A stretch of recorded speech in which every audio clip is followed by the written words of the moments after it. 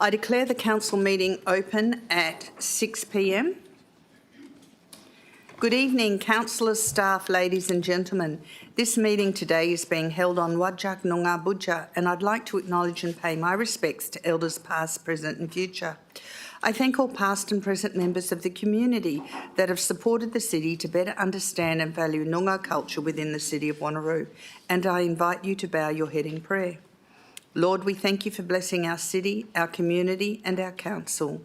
Guide us all in our decision-making to act fairly, without fear or favour, and with compassion, integrity, wisdom and honesty. May we show true leadership, be inclusive of all and guide all of the city's people and many families to a prosperous future that all may share. We ask this in your name. Amen. Please note that the audio-visual proceedings of tonight's meeting will be live broadcast online with the exception of matters discussed behind closed doors.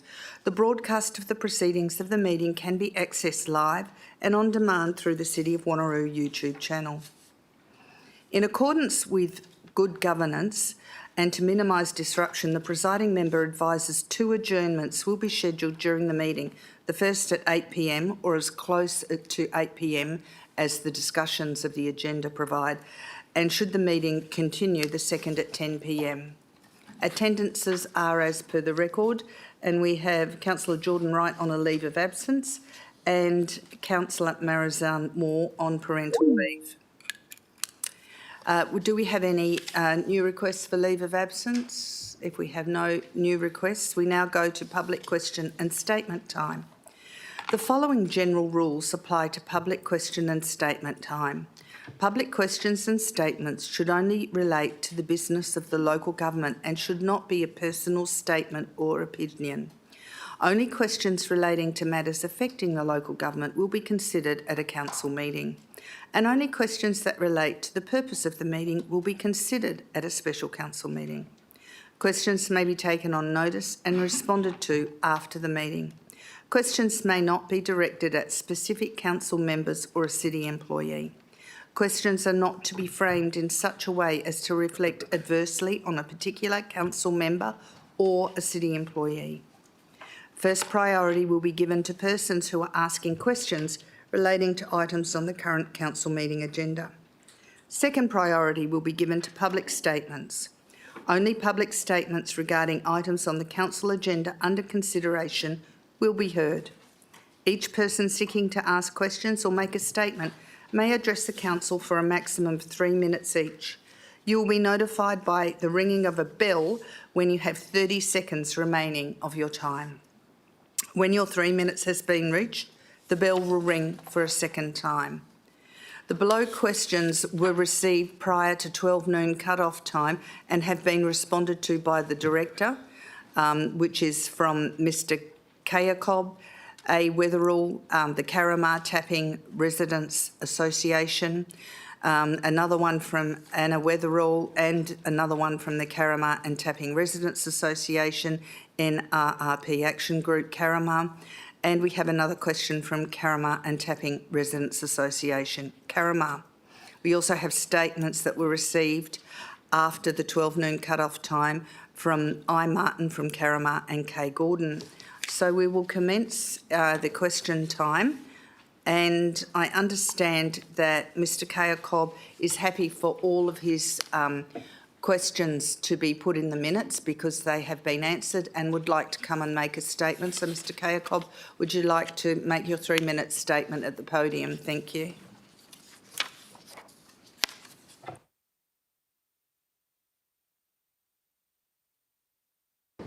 Thank you, Madam Mayor. Good evening, councillors, staff. My name is Michael Kayakob, 1 Tandara Fairway Tapping. I'm a qualified architectural draftsman. Document control, document logging, drawing revisions and transmittals are overarching requirements of this profession.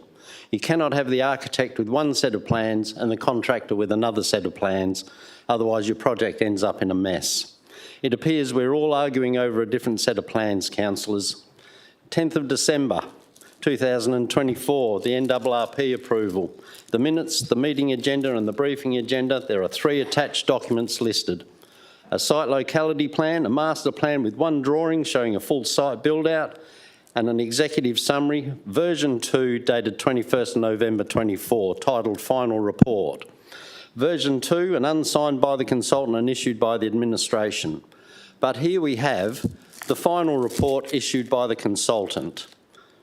A final version 2.3, signed and dated 6th of December 24, but the cover is now dated the 27th of November 24.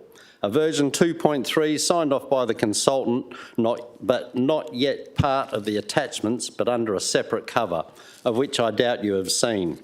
Councillors, please ask yourselves, how did a signed version 2.3 report dated 6th of December 24 come to hold a cover dated 27th of November 24? And how did it become an unsigned version 2.0 final report dated the 21st of November 24? Councillors, ask yourselves, how did a signed version of draft 2 report issued to the client on the 14th of November 24 become an unsigned version 2.0 final report on the 21st of November? The community was issued with the signed final report version 2.3 dated 6th of December 2024, whilst it appears you, councillors, as noted in the minutes, have been provided with a falsely dated unsigned final document, executive summary version 2.0 dated the 21st of November that should have been signed version 2.3 final report dated 6th of December 2024. The briefing session meeting agenda was issued prior to the 6th of December 24. Council meeting of the 10th of December was held just one clear day after the final master plan report version 2.3 dated 6th of December 24 was issued to the city. How, councillors, did you all read and digest this within one working day? Councillors, the contractor is working from a different set of plans to the architect.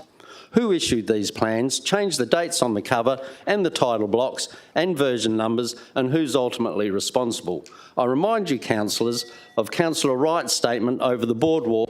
Mr Kayakob, you've had your 3 minutes and your questions will be taken on notice and they'll be responded to in the minutes, okay? Thank you.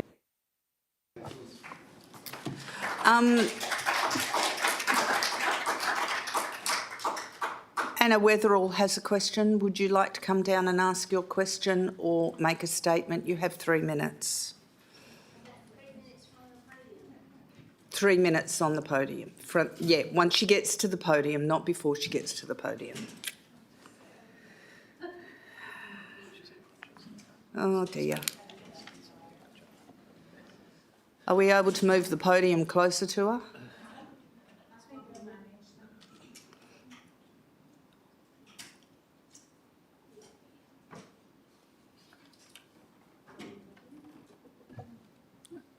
Are we on? Yeah, excellent. Okay, you can start the clock now. Following the February meeting, Karen Williams is a resident from the local Banksia Grove Aboriginal community, raised concerns about the lack of consultation regarding the NRRP, and City advised that a meeting would be arranged.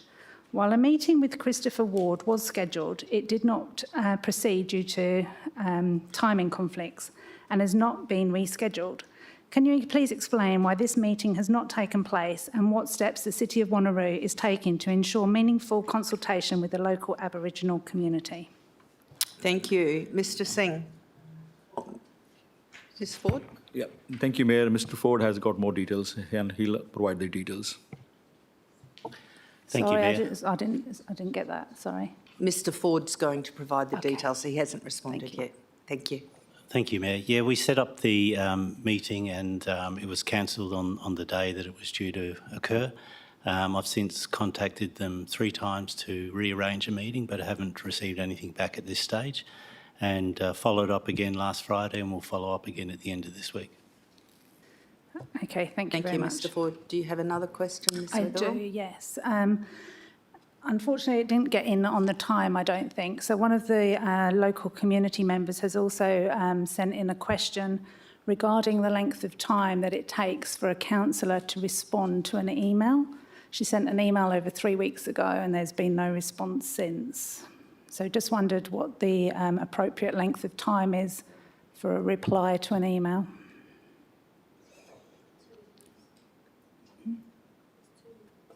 Two emails, sorry. She did send 2 emails and we're still waiting for a reply. Emails. Well, I can't say what the appropriate length for a response is from my fellow councillors or whatever. They might have got lost in spam. They might have had a breakdown in the internet. I'm not really sure what's happened. I don't think so, because it was sent to more than one councillor, and one councillor has responded, but the other one hasn't. Okay. So maybe you could just check your emails and see if you've got any outstanding emails in there.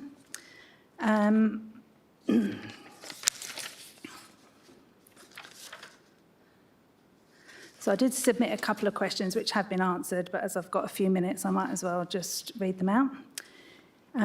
If the city adopts standards around warnings, fairness, transparency and review processes and avoiding unnecessary blocking on official social media pages, should councillors also model these same standards on their own public-facing community pages when communicating council-related information? Mr CEO.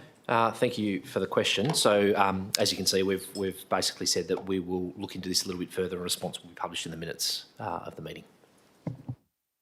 Thank you. You have another question? Yeah, I attended a website advisory group approximately 3 years ago where community representatives and stakeholders provided extensive feedback and recommendations regarding the city's website renewal project. Given that the project is still ongoing and noting the payment of $144,301.30 on the 26th of March for variation 10526, what was the original approved budget and timeline for the website renewal project? Because it's been going on for quite a few years now, and as a community, it's still very difficult to navigate. Ms Harrison. Thank you for the question, and through yourself. So the website renewal project has an indicative delivery timeline of 24 months prior to obtaining detailed industry quotations. As is common with projects of this nature and scale, both the budget and timeline have been refined, and we're just confirming the financial details for you, which will be provided in the minutes. So following market engagement and scoping, the project ultimately commenced in September 2025, reflecting these, the adjustments and the time required to complete contractor procurement and planning activities. Thank you. It was actually over 2 years ago that I attended the first consultation where we actually received payment for our services, and nobody has heard anything back from the initial consultation. Ms Harrison. Thank you for the follow-up. I'm happy to follow that up for you. Thank you. Thank you. Okay, so Ms Martin, would you like to take the podium with your questions or statement? You have 3 minutes. There's part one and part two, so because it's a bit longer than we expected. Thank you, everybody, my name is Ingrid Martin, and I'm from Carramar. At the briefing on the 12th of May, I spoke about documents that are before Council for review tonight. I noted, as did Wake Up Wanneroo, that the CEO did not stay to hear my remarks at the briefing. I was questioning the content of the documents prepared by his staff, particularly the positive wording used in contrast to the reality of what's really happening. The buck stops with him, yet he left the room just as I began to speak. I thank the Council for their attention when I was speaking. To better understand the issues we appear to have in Wanneroo, I've spent the past 2 weeks cross-referencing annual reports on waste collection over the past 10 years, along with waste committee meetings and live stream where available. I found some annual reports are listed as available on the portal, but when I click the link, they're not accessible. Can the CEO clarify why documents that appear to be available cannot be viewed by the community? I did manage to access some of the reports and found that some waste quantities appear to be reported inaccurately in historical data. This is concerning when this data is being used for planning for the future. In the Waste Management Advisory Committee meeting on the 11th of May, when councillors asked about the increase of staff in the Waste Management Department, the directors of assets said that prior to January-February 2024, that had been done loosely and ad hocly. That may explain the inconsistency identified, but it is concerning that Council has been presented with these reports and endorsed them year after year. To address the loose and ad hocly issues of the past, the Council has now employed an additional 9 administration staff to work in the sector. The ratio of admin staff to operational staff is now approximately 1 admin to 2.89 in operations. I believe ratepayers deserve clarity on the cost of that change. This reinforces the need for Council to allow the investigation for the community petition. The data used by Dallas for the NRRP master plan appears to predate 2024, and I believe it's from 2020. So loosely and ad hocly is what we're working with. The community is not asking for the Council itself to be investigated. We are asking Council to halt or delay approval, funding and progression of the NRRP until full environmental, health and financial due diligence has been completed by independent experts and released publicly to the community. Based on the data I have examined, NRRP Stage 1 appears at this stage to be surplus to requirements. So let's look at what, in my view, has not yet occurred in relation to the NRRP. No meaningful consultation with community public engagement is not the same as consultation. Ms Martin, you've had 3 minutes. Right. Mr Singh or Mr Ford, would you like to respond to any of those questions in that statement time, or would you like to take them on notice? Yeah, thank you, Mayor. I think it's more of a statement covering what we discussed at the Waste Management Advisory Committee or Waste Avoidance and Recovery Committee meeting held on 11th of May. Regarding the staff, I did provide a briefing to the committee that there was a proposal discussed at one of the budget workshops where we outlined the need for additional staff in waste services to prepare our strategic waste management documentation, waste plans, and in the work we are doing now, including the Council also highlighted waste as a strategic risk. So as part of mitigation strategies, a number of actions were decided upon, and we needed additional staff to work on those actions. Thank you. Thank you. Can I just ask about the data that is 2020 is what we're actually working on for this NRRP?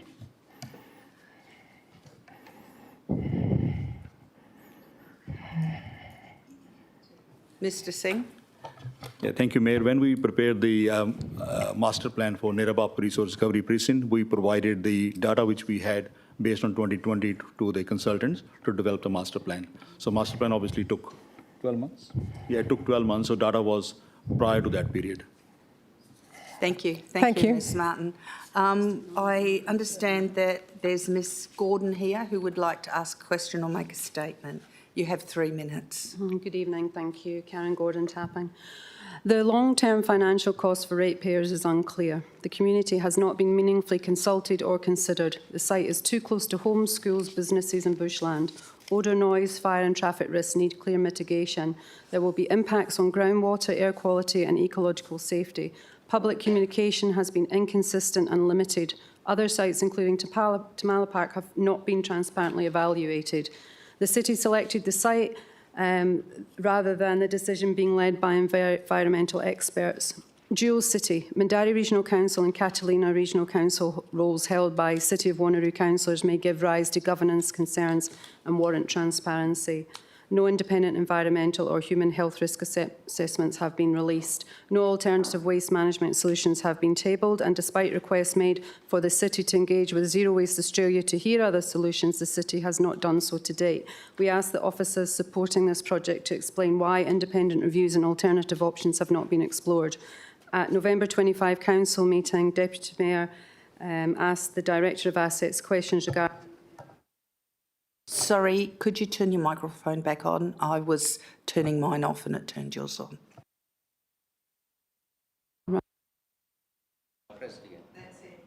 Okay. You have to give me more time. Has the facility, so the question was, has the facility been designed to meet only the City of Wanneroo waste stream needs? Answer, yes, the City of Wanneroo's facility will cater for the city's current and future needs.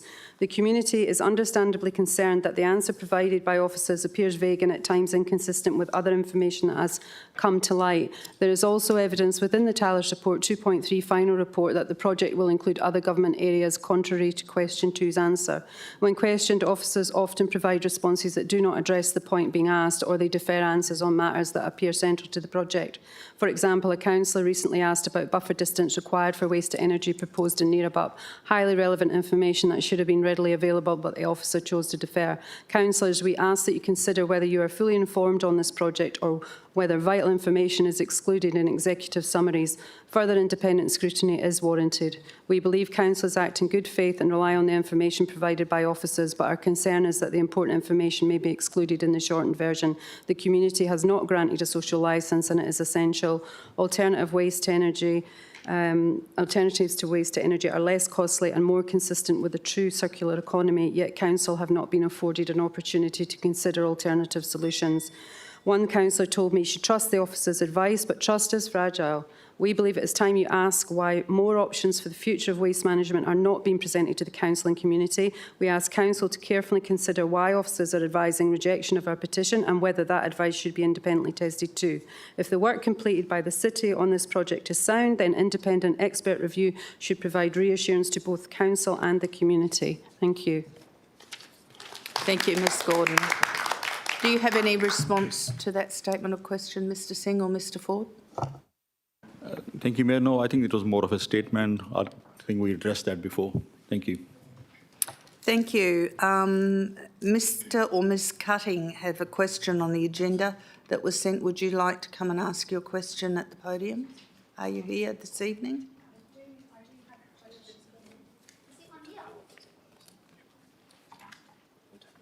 Well, we can take it on notice, but if you want to ask your question now, but it has to be the person who asked the question. It can't be someone who's already asked a question. Sorry?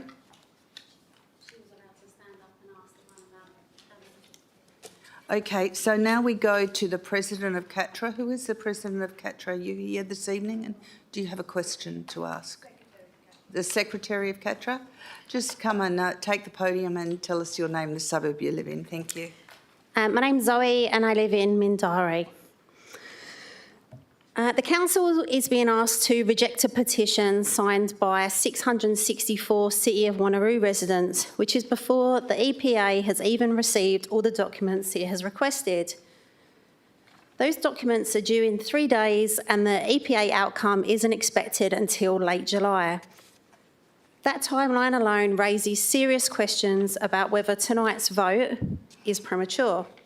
The report also provides separation distances for an incinerator and other facilities that are not part of stage 1. If future infrastructure is already being planned, residents have a right to know that before any approvals are finalised. My question to council is, what guarantee can the city provide that no irreversible steps will be undertaken on the NRRP before the EPA completes its review and council is fully briefed on the outcome? Mr Singh. Yeah, thank you, Mayor. As we outlined before in previous questions at previous council meetings, no construction work, no activity will start on site until all approvals are in place. So until that happens, no work can start. Thank you, Mr Singh. Do you have another question? Yes, a different item number. Okay, go ahead. The warrant records 2 travel expense reimbursements paid to Councillor Paul Miles in March 2026. Cheque 53852 for $824.44 covering December 2025 and cheque 54135 for $1,836.67 covering August, October and November 2025. Section 4.3.1 of the City Council's Members, Fees, Allowances, Reimbursements and Benefits Policy requires that all claims be lodged within 30 days of the final day of the period to which the claim relates. Can administration confirm whether these claims were submitted within the 30-day window? And if not, what process exists for the city to accept and approve claims lodged outside the timeframe? Thank you, Ms Coles. Thank you for the question. So both requests for travel reimbursements submitted by the Deputy Mayor relating to travel undertaken in December, paid in March, and travel undertaken in August, October and November, also paid in March, were not received by administration within the time frame required under Clause 4.3.1 of the Council Members' Fees, Allowances, Reimbursements and Benefits Policy. So while the two claims were lodged outside the time frame under the policy, this does not constitute a breach of the Local Government Act or the Local Government Administration Regulations 1996. The expenses remain claimable under the Local Government Act and the regulations. So consistent with standard practice, claims submitted outside the required policy timeframe are subject to additional review. So in this instance, the Manager, Corporate Governance and Council Services assessed the claims to confirm that the expenses were legitimate and compliant with the policy prior to administration processing the reimbursements. Thank you. Thank you. Are there any other questions from anyone in the chamber that hasn't asked a question already? If not, I declare public question time closed. We now go to item 4, confirmation of minutes, OC 010426, minutes of the ordinary council meeting held on the 28th of April 2026. Do I have a mover and seconder for this? Councillor Berry has a question. Thank you, Madam Mayor. My questions relate to the minutes and in particular Councillor Wright's questions last month. I don't believe that the response that has been provided answers those questions. Is it possible to re-ask that question now, or do you want me to wait for Councillor question time? And my own question asked for a timeline for the boardwalk in Mindari Marina for additional considerations of security, and the timeline part wasn't answered either. So the questions we're actually asking are not getting answered even when they're included in the minutes. So would you like me to ask them now or ask them in a minute?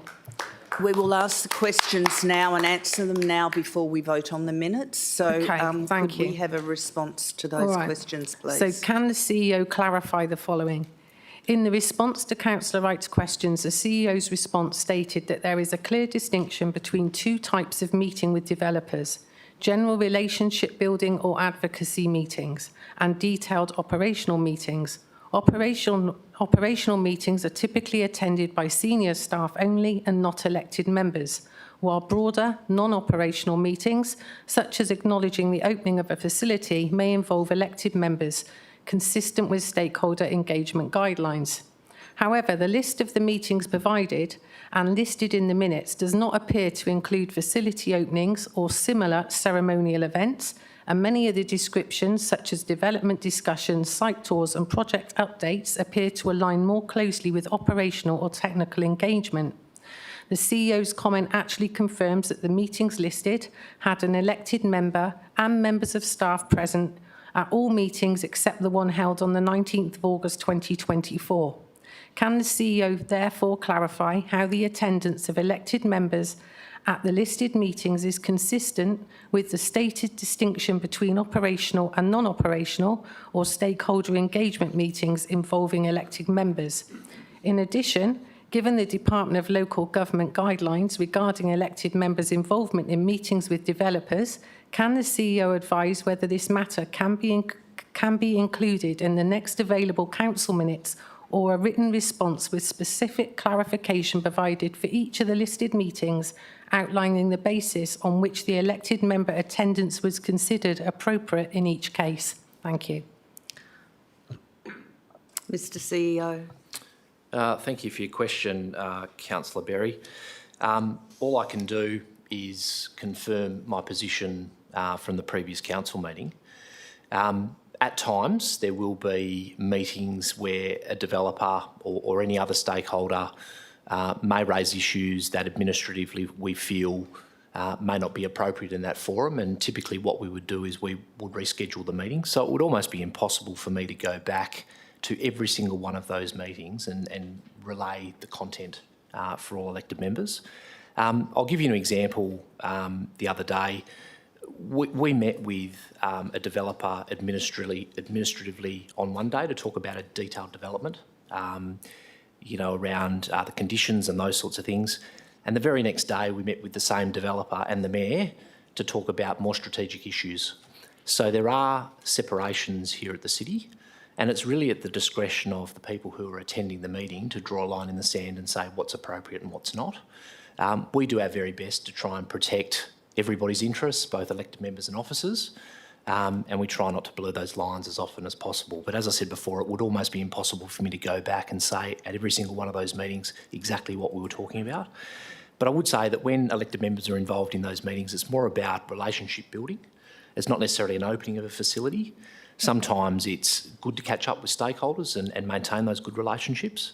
But as soon as you cross the boundary and it moves into operational items around conditions of development, those sorts of things, elected members aren't even best placed to participate in those discussions because they don't have the knowledge, and I wouldn't expect them to.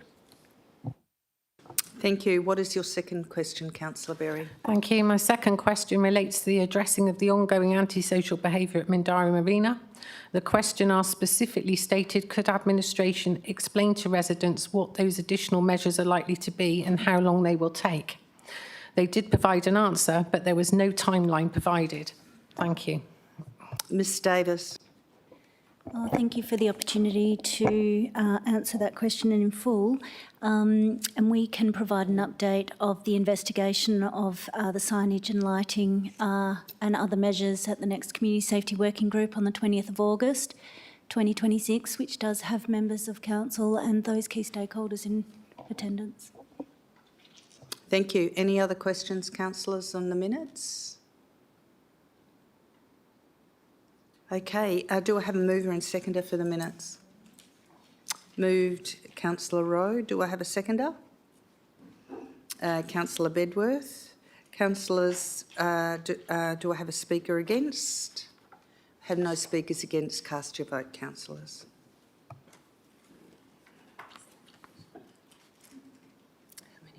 How many councillors?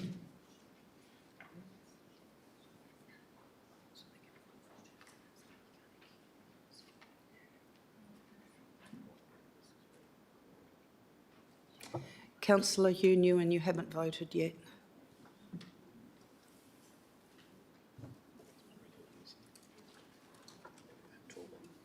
And the confirmation of minutes is passed, 12 supporting, 1 against.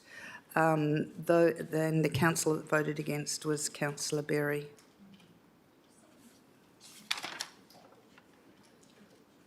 We now go to item 5, announcements by the Mayor without discussion. I have none. We go to item 6, questions from council members. Do we have any questions from council members? Councillor Berry.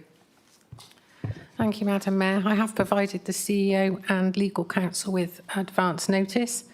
As the city is aware, I have previously provided a list of the discrepancies identified in the city's published councillor attendance register.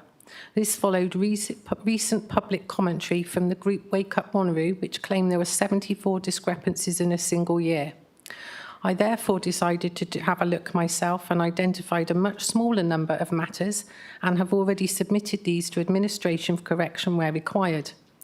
I note that this has highlighted instances where attendance records, meeting videos in the annual report do not always align. For example, at the 25th of March 25 Ordinary Council meeting, Mayor Aitken is recorded in the attendance register as an apology. However, the meeting video shows her chairing the meeting as usual, and in the annual report, she is recorded as attending. There are similar examples across other meetings where councillors are recorded as apologies but appear in meeting footage and vice versa. I'm not intending to read out every individual discrepancy identified. However, my questions to the CEO are, there's 5. What formal mechanisms does the city currently have in place to verify and quality check the accuracy of councillor attendance records prior to publication in agenda, minutes and on annual report? Mr CEO. Well, thank you, Councillor Berry, for your question. Really appreciate you sending that list in. So immediately on receipt of receiving that list of concerns, we've got our team going through and seeking to validate. And it's probably at the end of that process when we work out if there has been inconsistencies and inaccuracies, we'll go back and review our procedures and maybe update those and circulate those to councillors so there's some reassurance regarding how the city documents attendance at meetings. Thank you. Any other questions from councillors? Councillor Berry. So I'll take it from that answer. Right now, we don't have a policy or anything in place to verify the information. So can I ask, what is the process of reconciling the discrepancies between the official attendance register, meeting minutes, and recorded live stream or video? Mr CEO. Thank you, Councillor. I don't have the detail at my fingertips as to how the team deals with those particular issues, so I would need to take that on notice and get back to you. Thank you. Any other questions, councillors? Councillor Berry. Thank you. How does the city determine whether a councillor is recorded as present, apology or absent, particularly in circumstances where live stream footage, attendance records or meeting acknowledgements appear inconsistent?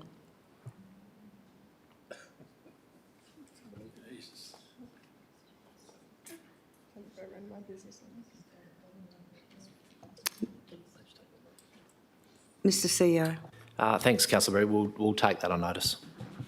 Any other questions? Thank you, Councillor Berry. Thank you. What procedures are in place to ensure that council and briefing session videos are consistently retained and uploaded to the city's public platforms? And what is the process for addressing missing recordings, specifically the ones I've already sent you? Thank you. Mr CEO. Given the detailed nature of the questions, Councillor Berry, I think it's best if I take all this one on notice as well and provide you with a detailed response. Thank you. You have another question, Councillor Yeah, it's my Berry. last one in relation to the same thing. If errors are identified in attendance records after publication, what formal process is going to exist to correct the public record retrospectively, including updates to agendas, minutes and the annual reporting documents? Thank you. Mr CEO. As I said earlier, Councillor Berry, I think the best thing we can do at the moment and appreciate the information that you've sent to us is go through and seek to confirm whether those records are inaccurate, and at that point in time then we'll seek to put processes in place to rectify if deemed necessary. Thank you. Any other questions from councillors? Councillor Hugh Newen. Thank you, Madam Mayor. I have a number of questions in relation to a couple of matters. The first one is in relation to the gazebo at the Broadview Park in Lansdale. I have raised a CRM in relation to this matter before and was provided with a response saying that the administration is looking at material for repairing or carrying out works on the gazebo. Just by way of quick background, this gazebo and this park is extremely popular in the local area. It has been underwater, or was underwater as a result of last winter's rainfall, and then the water receded. It was then submerged for a number of months. It then became unsubmerged. It now sits as a derelict infrastructure. So can I please ask, when can the community expect this particular facility to be up and running again? Second question relating to that, if I may, is I raised the idea of actually elevating the actual structure itself so that we don't encounter the same problem when the rain comes again this winter. And I was advised that that's not something that the administration would consider. So my question, second question, is would the administration reconsider that in light of the very real possibility of excessive rainfall this year and the structure being underwater again? Mr. Singh. Yes, thank you, Mayor. I have discussed that with the team. We have gone back to the market, try to understand what kind of materials we can bring in which are more water resistant for that particular site, and also the potential for further increase in groundwater levels at that particular site, which will result in lake levels to rise. So the option in that case, the initial indications are the cost for replacement decking is quite significant, which may not provide best value for money. In that case, we may have to consider either rebuilding that gazebo, but at the same time, the accessibility to that gazebo is also questionable at the moment, given that the surrounding path network was also submerged in water. So until we understand the groundwater dynamics there, it's very difficult to reinstate the infrastructure, which may still not be able to be used because accessibility will remain impacted due to the rising groundwaters in that area. So we still don't have the final outcome on that one. We're still considering the options. The recent discussions I had with my team were that we may have to look at what we do in Warradale and Broadview could be similar kind of strategy we had to implement. So therefore, we don't have the final answer yet. Thank you, Mr Singh. Any other questions? Councillor Hugh Newen. Just supplementary question in relation to the director's response. Would the administration agree that the time frame has been quite excessive in terms of leaving residents without this particular facility for use? Mr Singh. Yeah, thank you, Mayor. I do acknowledge that during summer period, this particular structure wasn't available for community to use, but the circumstances haven't allowed us to go back and reinstate it, given the initially trying to identify the more suitable materials and having unhindered access to the structure. So there are a couple of issues which we still haven't been able to finalize the answers for. Thank you. Councillor Hugh Newen. Thank you, Mayor. Just supplementary to that again. It appears counterintuitive to myself in relation to searching for material, suitable material, only for that particular structure, the same structure, to be likely submerged again this winter. So isn't it better, with all due respect, to actually raise the level of the structure so that even if there is excessive water, the community can still use it, rather than choose a water-resistant material to replace parts of the gazebo only to be submerged during the winter months and the community can't use it anyway? Mr Singh. Yeah, thank you, Mayor. I did acknowledge earlier that one of the options could be to rebuild that structure at the right height and right levels, but the accessibility issue still remains. We need to understand the surrounding area, which is there's a footpath network and an access path which leads to the gazebo. So as part of the design, we'll have to come up with an accessibility resolution as well before we can implement a solution. Thank you, Mr Singh. Councillor Hugh Newen, you have another question? Yes, Mayor, in relation to a separate matter, but quite close to this particular one, the Broadview. Just very quick context to my question. I've raised the issue of the swales at Warradale last year and during the months following that. Rainfall creates excessive water with swales in the park. I requested for those excessive swale water in the swales to be dealt with last year. Unfortunately, it was not endorsed or it was not supported by council. We ended up with a mosquito outbreak in the area. My question to the administration is, what's the plan for this year, given that we will very likely, highly likely, get the same rainfall or even more excessive this year? What is the plan to deal with the excessive water, or are we going to, as a community, have to put up with another mosquito outbreak following that? Mr Singh. Yeah, thank you, Mayor. I'll respond in two parts.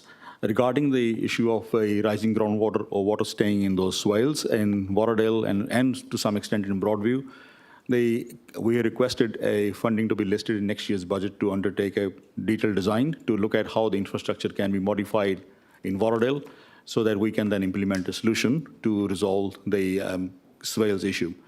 Regarding the mosquito issue, our environmental health team will monitor if the water gets accumulated at that site, and they will take appropriate action. Thank you. Councillor Mansif. Thank you, Madam Mayor.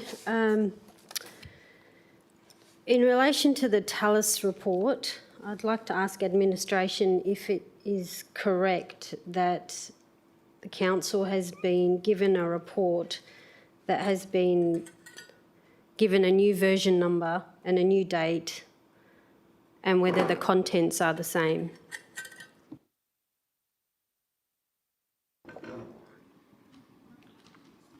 Yeah. Mr Singh. Thank you, Mayor. This was one of the public questions as well, was raised this morning with administration.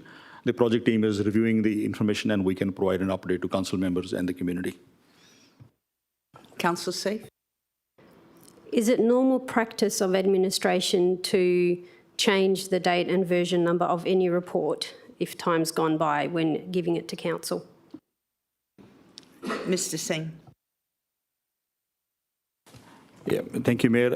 As far as we understand, it appears to be the version numbers may have changed, but the information from the consultant which was included in the master plan hasn't changed. But that's what we are confirming. Sometime it can happen that at the briefing session, we may provide a draft copy of report and the final copy for the council meeting. Thank you. Councillor Seif. Thank you, Director Singh. My question was more around, is it normal practice?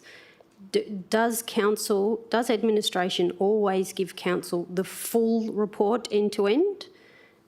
And does the date version number of the, normally in other occasions, is it normal practice to always give council the full report, or is it acceptable practice to give a summarised or limited report? Mr Singh. Thank you, Mayor. Documents like a master plan or these kind of plans are provided to council members in full, whether they are attached to the council report or through council members hub or through other mechanism. We do provide full set of documents to council members to review before the report is considered. Thank you. Councillor C. Thank you, Director Singh. Is it correct that the current maximum precinct buffer should the city progress with a waste to energy facility, the current maximum buffer that we have is 1,800 metres? Mr Singh. Thank you, Mayor. We have identified that the nearest residential property from that precinct site is 1,800 metres, yes. Thank you. Councillors, Councillor Seif. Thank you, Madam Mayor. Just following up on that one. So, would it be correct to say that if we were to attempt to progress with a Category 52 or a natural gas or any type of waste to energy facility that requires more than an 1,800 metre buffer, if we were to attempt to progress that today, we wouldn't be able to? Mr Singh. Thank you, Mayor. I can only refer to the guidelines which we have and the advice we receive from the consultants. Essentially, it depends upon the proposal which could be developed and could be implemented or could be considered at that particular site. And that proposal will then require to be supported by various studies and documentations. And then the regulatory authority, DWER, or in some cases EPA, will consider that whether that is suitable or not. So it's kind of very difficult to point a finger and pin down on a particular distance or a buffer zone without having the knowledge of a particular concept or a proposal on the table first, and then having supporting information with it. Thank you. Councillor Seif. Last one, thank you, Madam Mayor. Would it be possible to get in writing from administration to council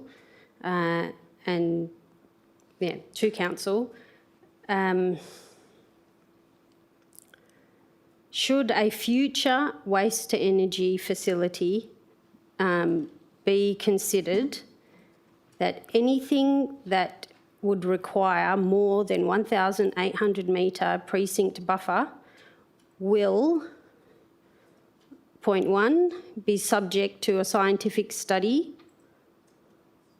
point 2, be subject to community consultation, and point 3, come back to council for a vote and have a possibility that it could be halted or moved? Mr Singh. Yeah, thank you, Mayor. Yes, these questions will form part of minutes of this particular council meeting, and we'll provide responses in writing through the minutes. Thank you. Any other questions, councillors? Councillor Berry. Councillor Berry. Does council want the questions on the NIRABAP item now or when we get to the item? Probably be better to wait until the item, actually. We should have waited until the item. Thank you. Okay, are there any other questions on items that are not on the item? If there are no further questions, we now go to update on petitions. We have a petition to be presented by Councillor Huntley. Councillor Huntley, go ahead. Thank you, Madam Mayor. I have a petition from the East Wanneroo District's Resident Association, in particular to the residents on Sydney Road. I have a total of 6 signatures, and considering these are quite large properties, that's an enormous amount of acreage covered. And they are requesting to change the alignment of the 132 kilovolt Western Power Lines, Wangara Substation to Neerabup Terminal Project. Thank you. I understand that you will move that petition. Yeah, and I'm moving it. Yeah. Now, do we have a seconder?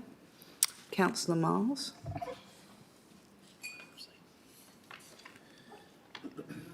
Could we please have a vote to accept this petition?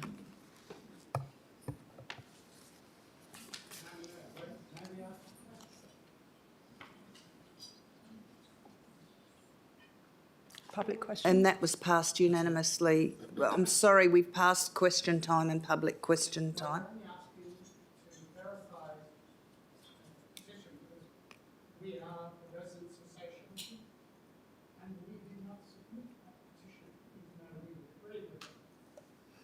It might have been some other people that did it, so I wouldn't. I think it came from the East Wanneroo District Resident Association, not from you, sir. Oh, that is you. Yes. Okay, we will not have any further discussion between the chamber and councillors, so we'll just move on to the next petition. Councillor Vignewan, do you have a petition to present?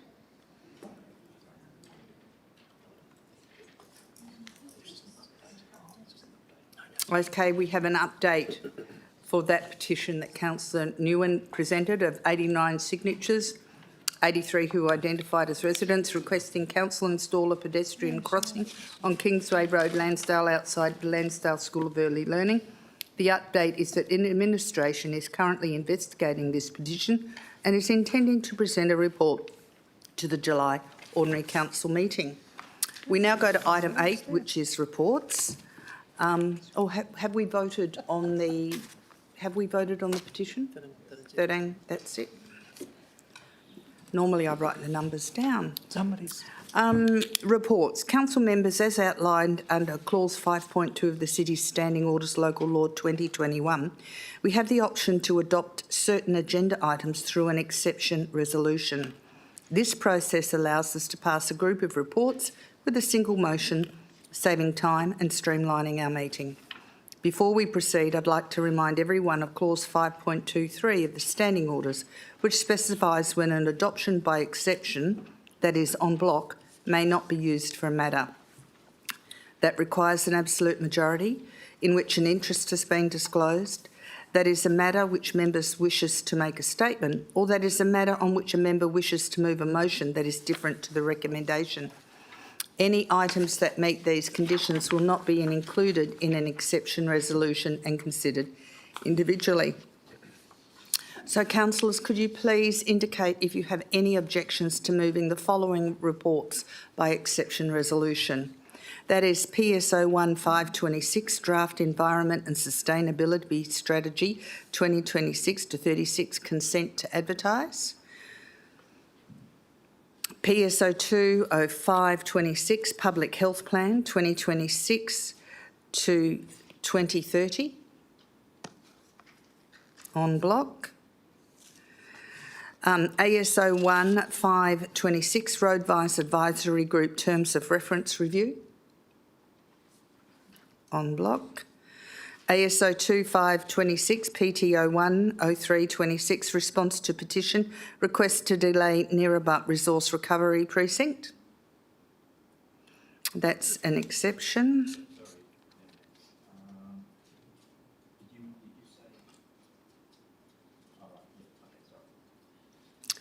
Okay, so Councillor Berry wishes to speak to that one. ASO 3526, Tender 25262, Provision of Turf Renovation Services, en bloc. ASO 40526, Tender 26009, Provision of the Yanship Park and Streetscape Maintenance, En bloc. CPO 10526 Northern Coastal Growth Corridor Community Facilities Plan Review. En bloc. CPO 30526 Response to Petition PTO 10226 Request for Upgrades at Arduin Park Leinster.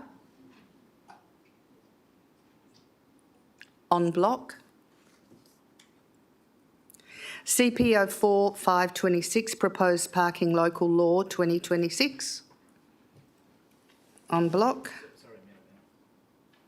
I just missed the response to petition CPO 30526. Can I please not have that on block? Okay, we will, that's fine. I did say it out loud. Okay, CPO 40526 Proposed Parking Local Law 2026 en bloc. CPO 50526 Proposed Public Places and Local Government Property Local Law 2026 en bloc. CSO 20526 2025-26 Quarter 3 Corporate Performance Report en bloc. CSO 40526 Warrant of Payments for the period to the 31st of March 2026 en bloc. CSO 50526 Proposed Closure of Reserve Griffiths Road, Sinagra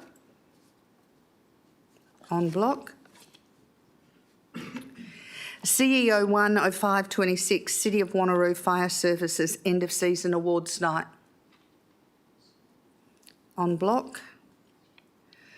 CE 020526 Proposed Transfer of Ownership from Catalina Regional Council to Member Councils en bloc. CR 010526 Chief Executive Officer Key Performance Indicators 2026-27 en bloc. So do I have a mover and seconder for the items going en bloc? Moved Councillor Figg, seconded Deputy Mayor Miles. I will read out the items again and then we will go to the vote. So it's PSO 10526 Draft Environment and Sustainability Strategy, PSO 20526 Public Health Plan, PSO 30526 City of Wanneroo Repeal Local Law 2026 Site Erosion and Sand Drift Prevention Local Law 2016, ASO 10526 Roadwise Advisory Group Terms of Reference Review. Oh, sorry. Excuse me, Madam Mayor. PSO 3 is no. Yeah, you can't be on PSO block. 3 is no. So I'll start again from the top. PSO 10526 Draft Environmental and Sustainability Strategy, PSO 20526 Public Health Plan, ASO 10526 Roadwise Advisory Group, ASO 30526 Tender 25262, ASO 40526 Tender 26009, CPO 10526 Northern Coastal Growth Corridor Community Facilities Plan Review, CP 040526 Proposed Parking Local Law, CPO 50526 Proposed Public Places and Local Government Property Law 2026, CSO 20526 2025-26 Quarter 3 Corporate Performance Report, CSO 40526 Warrant of Payments for the period to the 31st of March 26, CSO 5526 Proposed Closure of Road Reserve Griffiths Road, Signagra, CEO 1526 City of Wanneroo Fire Services End of Season Awards Night, CEO 20526 Proposed Transfer of Ownership from Catalina Regional Council to Member Councils, and CR 010526 Chief Executive Officer Key Performance Indicators 2026-27. Councillors, please pass your vote for the en bloc.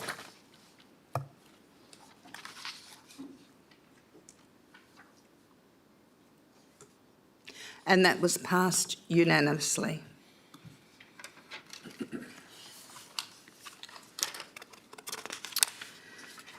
I would remind councillors, if you have any declarations of interest, please include that, and the declarations of interest forms are here to be handed in to the Chief Executive Officer.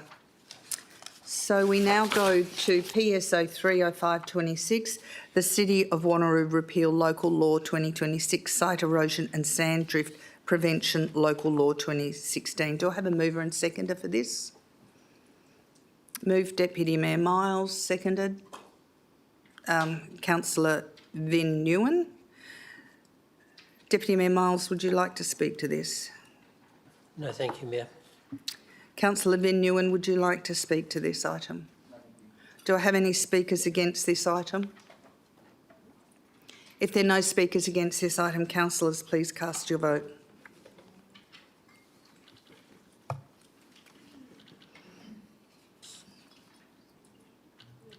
Councillor Vin Nguyen? And that is passed unanimously. We now go to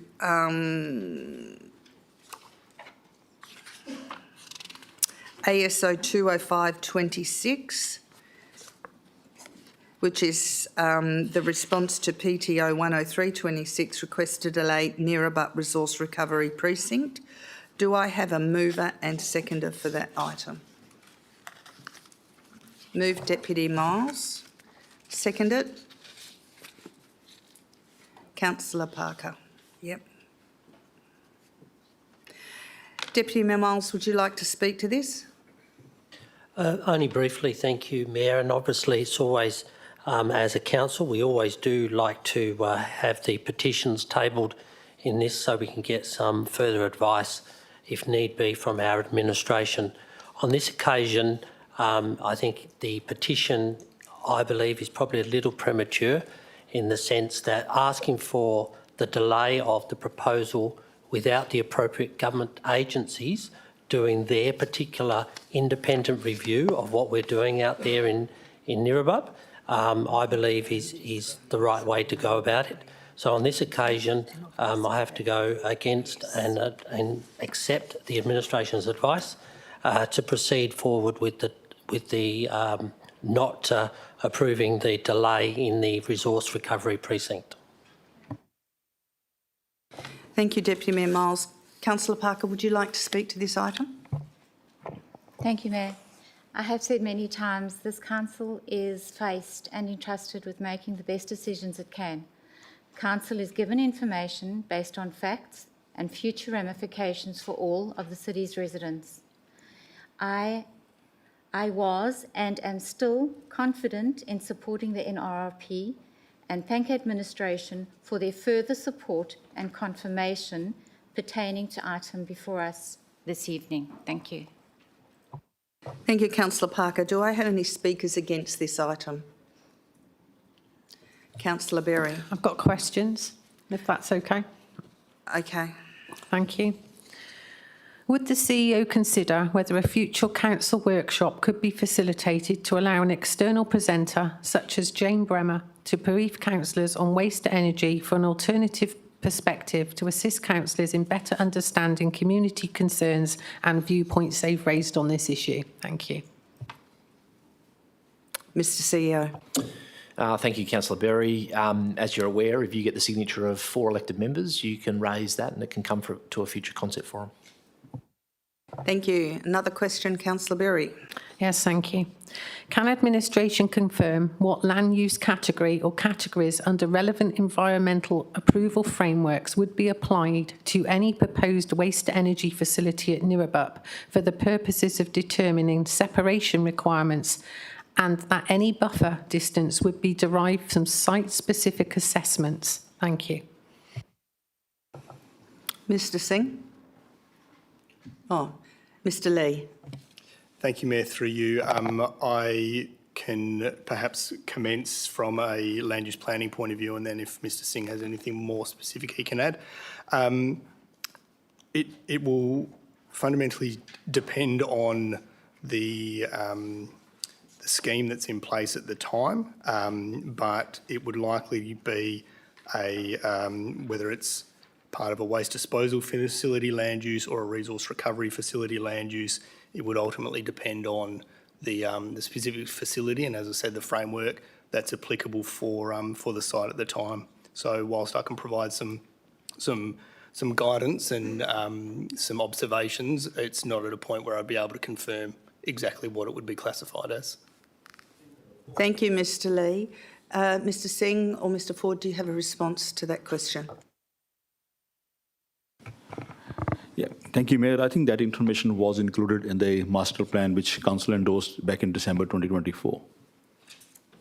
Thank you. Councillor Berry. Thank you. In relation to buffer zones and looking at the East Rockingham and Kwinana, their buffer zones are significantly bigger than what we've currently got at Nirabup to work with. Would that set a precedent in any way that we would literally require 2.5 or 3 kilometres like they've got rather than just a few hundred metres? Thank you. Mr. Singh. Yeah, thank you, Mayor. I think as outlined earlier, it will depend upon, the buffer zone will depend upon what the proposal could be considered by this council and the supporting information and then by the regulators. That will determine the buffer zone requirement for any such kind of facility. Thank you, Mr. Singh. Any other questions? If there are no other questions, councillors, do you have any speakers? Oh, you have a question? Deputy Mayor Miles, go ahead. Yeah, thank you. Just 2 questions. Currently, the city is obviously setting aside some land for possible future energy precinct. Can administration advise, can any proponent buy land anywhere in the Nirabup area and put an application to the state government to build their own waste to energy facility? Mr. Lee. Thank you. Through you, Mayor.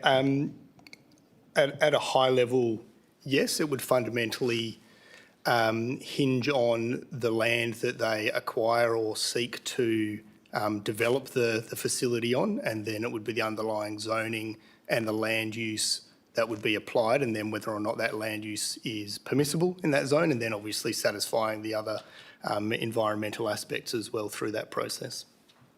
Thank you, Mr. Lee. Deputy Mayor Miles. Yeah, thank you. And just finally, is it the City of Wanneroo that sets the buffer for any precinct, whether it be a chook farm, whether it be a farm or whether it be a waste precinct, or is it a state agency that controls buffers? Mr. Lee.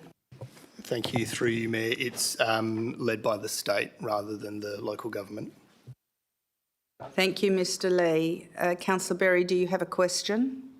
Yes, thank you, Madam Mayor. Just following on from Deputy Mayor Miles' points, would they go through the same processes as what we would be expected to as a city? And would the community still be included in community engagement if there was an outside person developing any future waste to energy, assuming that there might be an application in the future? Thank you.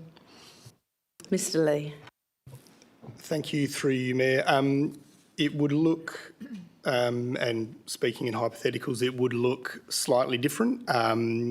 The city has different obligations in terms of engaging with the community on its projects than might otherwise be a private enterprise.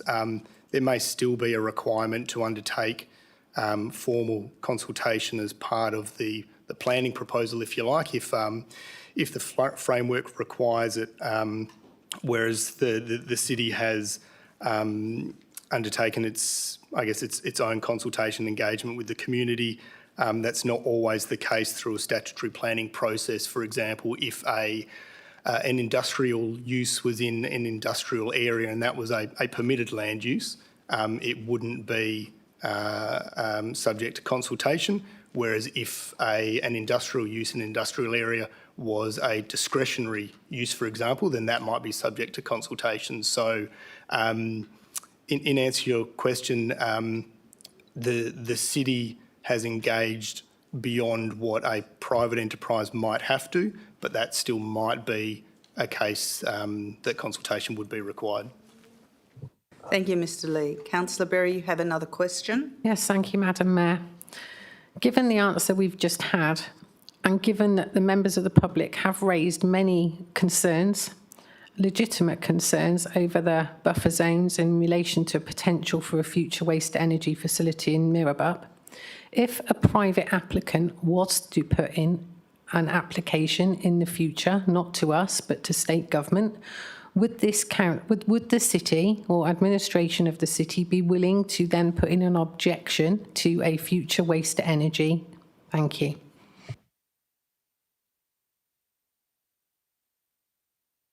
Council decision.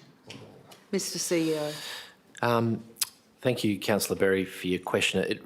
We're really dealing with hypotheticals and shoulda, woulda, coulda. I mean, it would depend on so many different factors, as to whether the city administratively would pursue anything like that.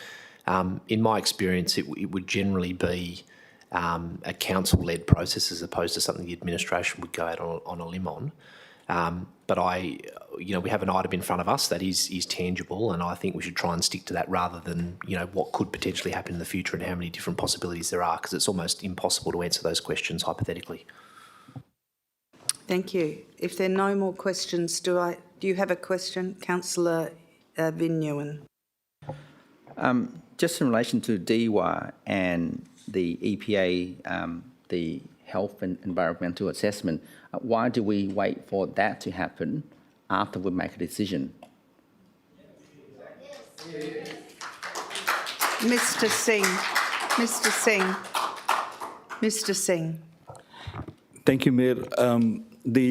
As I said earlier in response to earlier question, no work can happen on site without approvals in place. So the approvals had to be obtained first. Any condition which approvals will have, city will have to consider those conditions. If they can be met, then work can start. Otherwise, there will be no work happening. Thank you, Mr. Singh. Do you have a question, Councillor Bedworth? Go ahead. Thank you, Mayor. In light of that, then, what Mr. Singh's just said, I'm struggling to comprehend why we can't just put a short pause on this until those approvals have come through. Would it be the case that by July we would be able to have all the responses we need anyway? Okay. Do I have any further questions? Do you have a response to that question, Mr. Singh? Thank you, Mayor. I'm going to refer that to Mr. Ford. Mr. Ford. Just clarifying the date, the July date would be for the DEWA clearing permit approval, but there are other approvals required, which will take us to the end of October. Thank you. Are there any other questions? Councillor Hugh-Newan.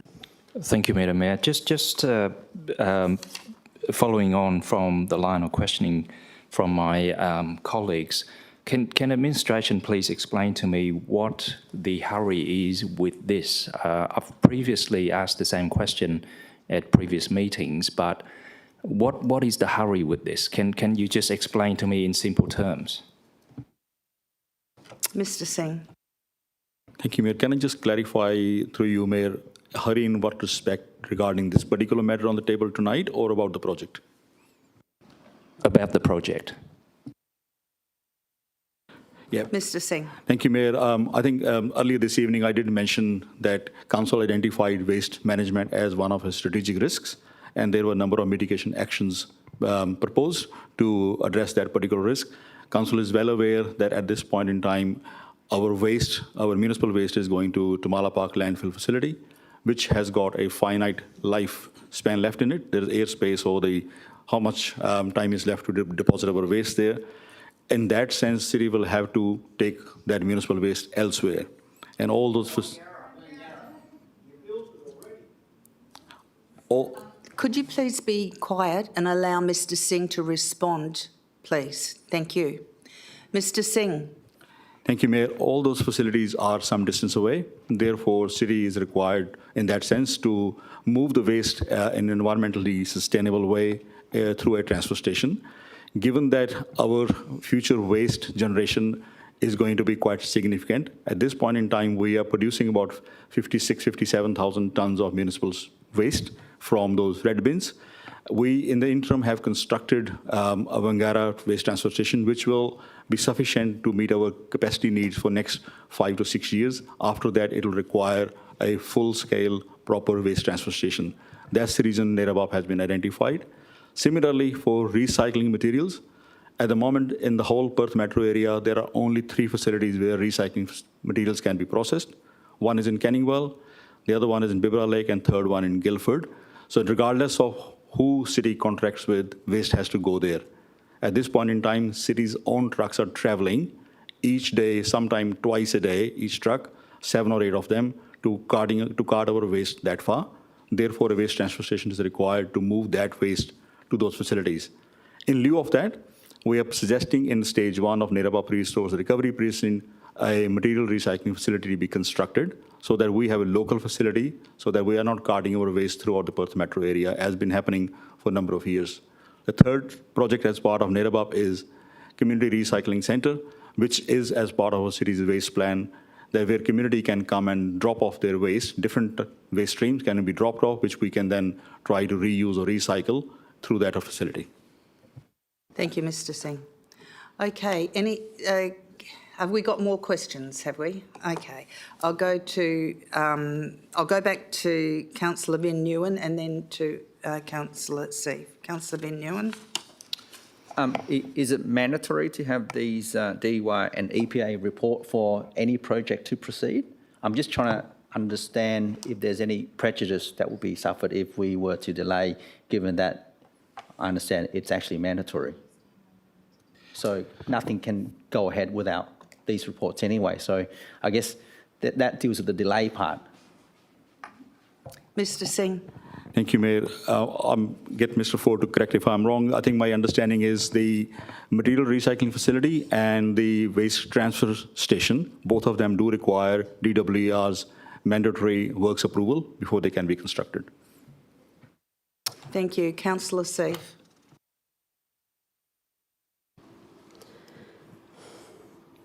Just considering some of the information we've just heard here. So all through this process, Council and I understand that we're only dealing with stage 1, which does Councillor not include... Seif, are you speaking against or are you asking a question? I'm asking a question. Okay, could you just ask a question, please? Thank you.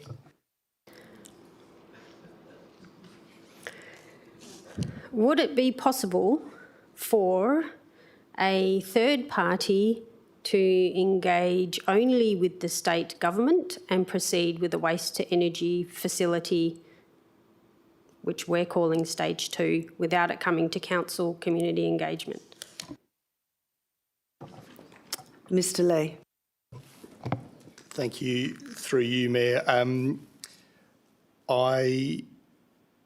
Again, trying to deal with the hypothetical, I can only foresee a situation where someone would go direct to the state government to make a planning application for that type of facility, resulting in some interaction with the community and the local government. So whilst there are a couple of pathways to planning approvals that result in the state government having the decision, be it a development assessment panel or a significant development assessment unit application, both still result in referral to the local government for comment. And I would suggest that facilities of that scale would also include a community consultation process, one that's not necessarily run by the city, but one that the state would engage with the community on. Thank you. Councillor Seif, do you have another question? Any other questions on this item? Councillor Berry. Thank you, Madam Mayor. My question is, in less than a week, it will be June. The reports are due in July. We've just heard that the waste transfer station at Wangara will cope with the city's requirements for the next 5 to 6 years. Councillor Berry, can I ask, are you speaking against No, or I'm are you asking a question. Could you please get to the question, please, Councillor Berry? Okay. Thank you. So the question is, bearing in mind it is June next week, the waste transfer station at Wangara, we've just heard from Mr. Singh, will cope for 5 to 6 years, and the DWA reports are due in July. and we can't do anything until we've got the reports back. What difference does it actually make in delaying this until we've got all the reports so everybody can see what is written before we continue? Thank you. Mr. Singh. Thank you, Mayor. Look, given the previous council decisions, the project design is progressing, and also all the reports and applications are with DWER, and we are about to lodge the information with EPA in 2 or 3 days' time. That process is continuing. That has this outcome of this petition has no impact on that process. That process will continue regardless, whether council makes a decision tonight or delays it. Whereas those processes are independent processes run by the regulators, they will be continuing. After they are completed, then city will have to make a decision, obviously at that point in time, given council's mandate on that one, to continue with the project based on the conditions. Thank you, Mr. Singh. Any other questions, councillors? Councillor Parker. Thank you. So if any discrepancies come back from any of the different organisations that we're dealing with and that we have to give all of our information to, if it comes back and they say, no, you can't do it, we can't do it.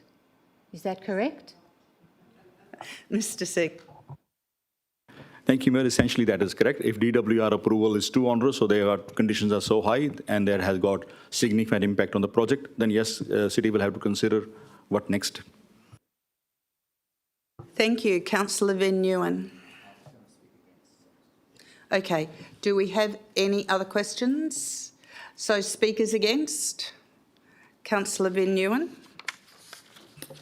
I didn't support this item previously, and I won't rehash the concerns I raised. This is not with respect to admin. I wish the same sense of urgency that's applied to this project and enthusiasm for the progress that's applied to other projects that we have as a priority, because we know that many projects in the city due to many reasons have been delayed for many, many years. This, however, received the kind of attention that all of us want for all of the projects that we have within our community, within our ward. So I hope we take the same sense of urgency, enthusiasm, spirit we have tonight on particularly projects in my ward, Lansdale and Dart, and everywhere else, I think, from my councillors. The delay doesn't seem to affect this progressing any further than it needs to, because there's been admission from council administration that we do need the DWA and the EPA report for it to progress any further, which is only about a month away. So I can't see how this would affect the overall delivery of this project. And we know how important the environmental and health assessment report will be to our community, and how significant it is that will materially affect each of our decisions. So for me, I think it's very important that I have that information before I will support the progress of any of this item further. And for those reasons, I don't support administration progressing that, and I do support the petition. Thank you. Thank you, Councillor Van Nguyen. Do I have any speakers for the item? If they have no speakers for the item, would the mover of the item like to speak to the item? Thank you. Yeah, thank you, Mayor. Just briefly, and it's good for councillors, obviously, to ask questions of administration and reaffirm what the council's decisions have been in the past. Whilst the petition is actually to say to delay all approvals. That's the bit that we can't do. We must have some initial applications through DWER and clearing permits and that first, before this council can make a decision whether to actually build a transfer station down there, a MRF down there, or a recycling facility. That is what this council has before it. That is what we have made a decision on. And that is why I'm in support of the recommendation by our administration at this stage. So we will know later in the year where those applications are within DWER and through the Environmental Protection Agency. Thank you, Mayor. Thank you, Deputy Mayor Miles. Councillors, cast your vote.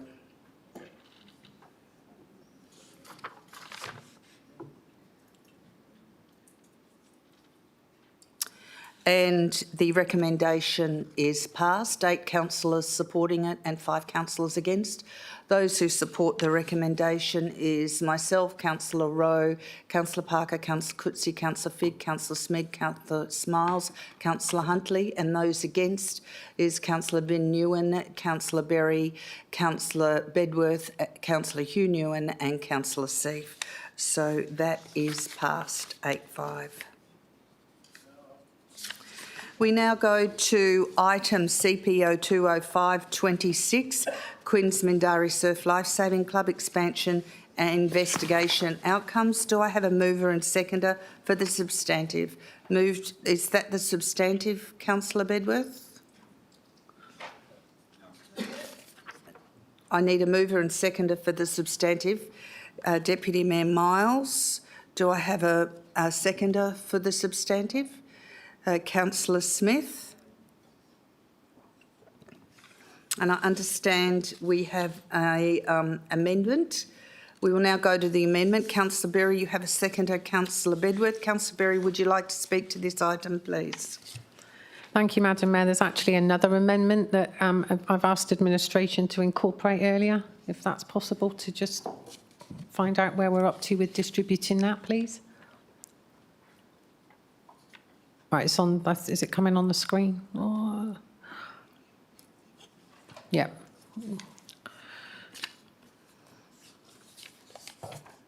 So I don't know if everyone wants just 2 minutes to look at that. It's just a change of word into item 2.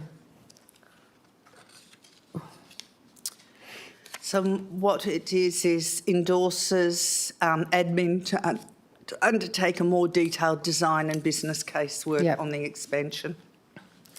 So would you like to speak to your amendment, please, Councillor Berry? Thank you. I'm proposing this amendment to ensure this council can progress an earlier design for the Quinn's Mindari Surf Lifesaving Club expansion, giving us firm plans that can strengthen our advocacy efforts when seeking external funding for this project. I also believe it is entirely appropriate that external funding be pursued to support the build of this facility. Both the local, state and federal members are patrons of the club and are well aware of the enormous value it provides to our community and to visitors across the city of Wanneroo.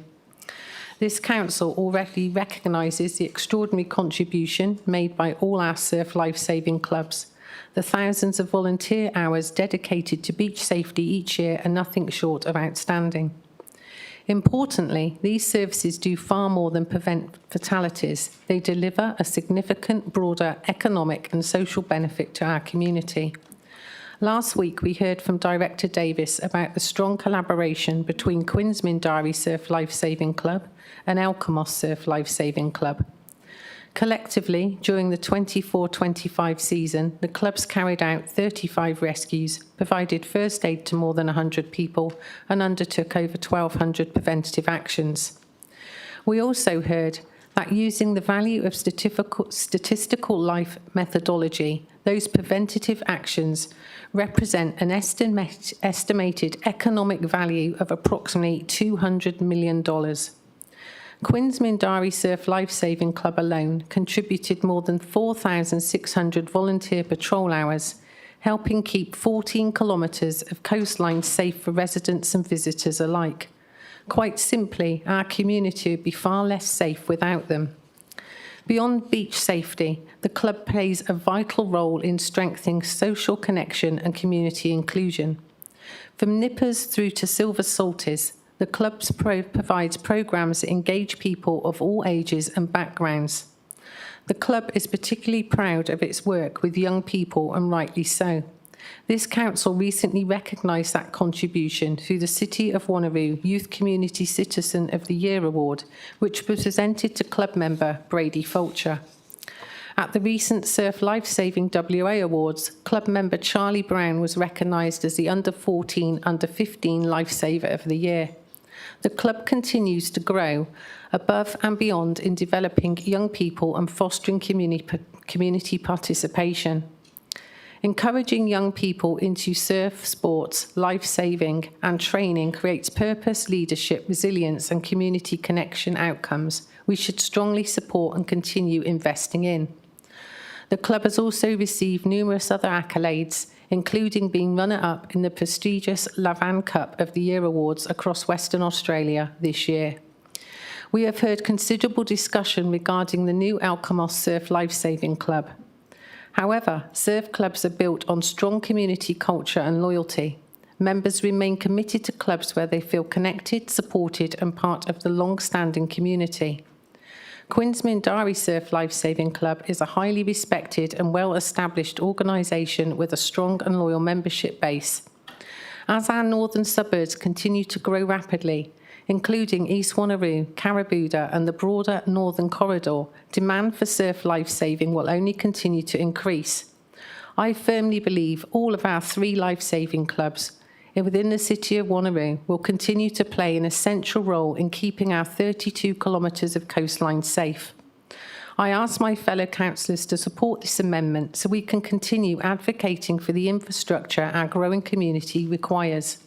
Queen's Mindari Surf Lifesaving Club needs this expansion to ensure it can continue delivering the emergency response capability, volunteer services, youth development and beach safety outcomes our community relies on. I'd like to thank all 3 lifesaving clubs for the wonderful work that they do along our coastline. Thank you. Thank you, Councillor Berry. Councillor Bedworth, would you like to speak to this amendment? Thank you, Mayor. Yes, I would very briefly. Thank you. It's acknowledged that Queen's Mindari Surf Lifesaving Club provides an essential service along the coastline. It's also acknowledged that we have 2 other surf lifesaving clubs within the city of Wanneroo. This amendment is not designed to take anything away from those other clubs. In fact, this is a more sensible option to stage the appropriate expansion of the club this club has been crying out for a very long time now. This is not a new problem. The amendment is asking that the city, whilst entering the expansion budget into the long-term financial plan, targets rightly federal and state and other external funding with a percentage value to assist that. It's not asking for this to be brought forward. It's asking for the staging so that at least the community and the Surf Lifesaving Club themselves can see what the plans are in advance and have a say in it. So I ask my colleagues around these tables to support this and show that Queen's Mindari Surf Lifesaving Club is supported by this council and that this council will advocate with its hind teeth to try and get the expansion that it's so long been asking for. Thank you. Thank you, Councillor Bedworth. Do you have a question, do you, Councillor Smith? Questions to admin, just about the last change that's been made to recommendation 2. I think the intention of that was to allow 2A as well. So, but with the broadness of it now, my question to admin is, would that then require them to do work as well on option 1, which may not be needed? Thanks. Ms Davis. Thank you for your question. The amendment, as it is on the screen for you there, is suitable to progress to allow administration to come to council to have a discussion at long-term financial plan workshop, at which point we will be able to progress with some budgeted funds to pursue the business case, and business case still being quite high level. So those design options that are outlined in the report can be progressed as a further stage later on without any impact to the report as it is in the amendment. Thank you. Any other questions? Councillor Figg. Thank you, Mayor. I've got a few, and I want to preface it by saying that I do support expanding and ensuring our surf lifesaving clubs can do what they do and do it very well. I'm just going to start with page 246. It's got a little table about the costs and the proposed years that they've been included in the long-term financial plan. In years 1 and 2, so 2030-31 and 2031-32, there is a total of $1.5 million towards needs and feasibility, concept design and detail design. Is that an accurate figure for a construction cost of about $6.5 million? Ms Davis.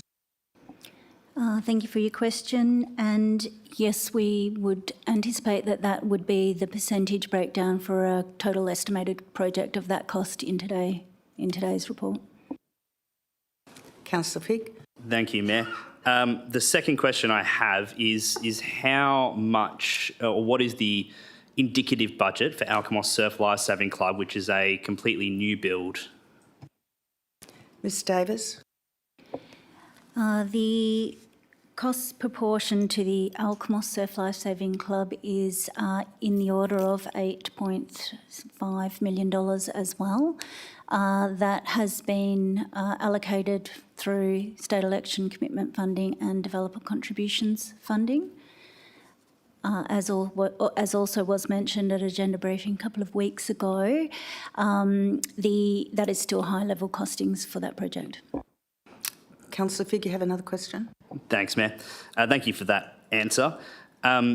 What was the cost, understandably in 2016 dollars, of the Yanchep Surf Lifesaving Club at the time? Ms Davis. I would need to get back to you with some 2016 costings for the Yanchep Surf Lifesaving Club project. Councillor Figg, thank you. Mr Singh, would you remember that because you were the capital works guy then? Thank you, Mayor. I got pretty good memory, but this is failing me. Thank you. Councillor Figg, do you have another question?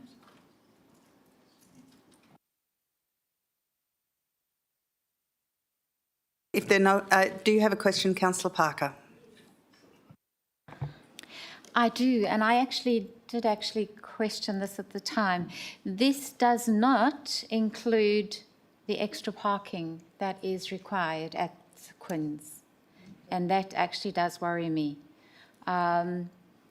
It almost felt as though it had been forgotten. I'm getting to a question. So, okay, my question is, does this price of $8.5 million include any extra parking at the Quins Mandari Surf Club? Ms Davis. Thank you for your question. Tonight's report is reporting back to Council about the Quins Mandari Surf Lifesaving Club expansion investigation. So it is the scope is strictly limited to the facility. There was someone on this side that had a question. Do you want to ask? Councillor Coetzee. I actually wanted to speak for the motion, but I wasn't quite sure if you, Mayor, were going to do that as well for us. Well, to we be need provided, someone to speak against it first. Yeah, so I'll put this in a question.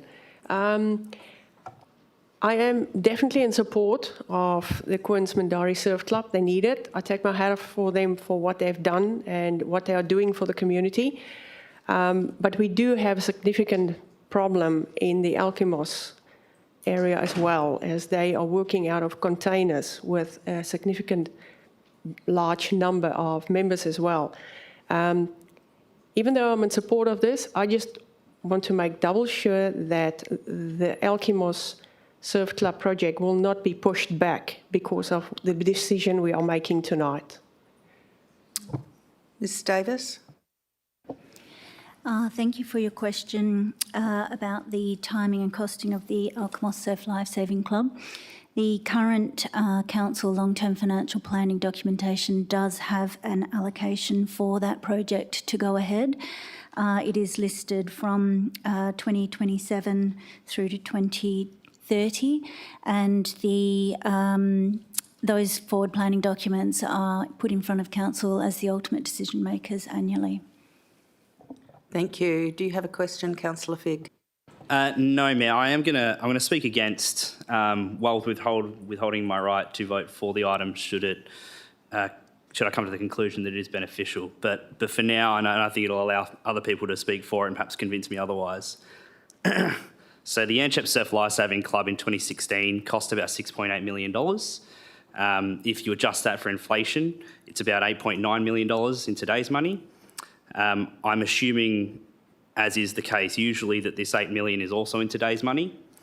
Alkimos Surf Lifesaving Club is currently predicted to cost upwards of about $9 million. I suspect it'll come in a shade over. I think this is really quite expensive. I think that the design, the feasibility being $1.5 million is frankly a bit outrageous.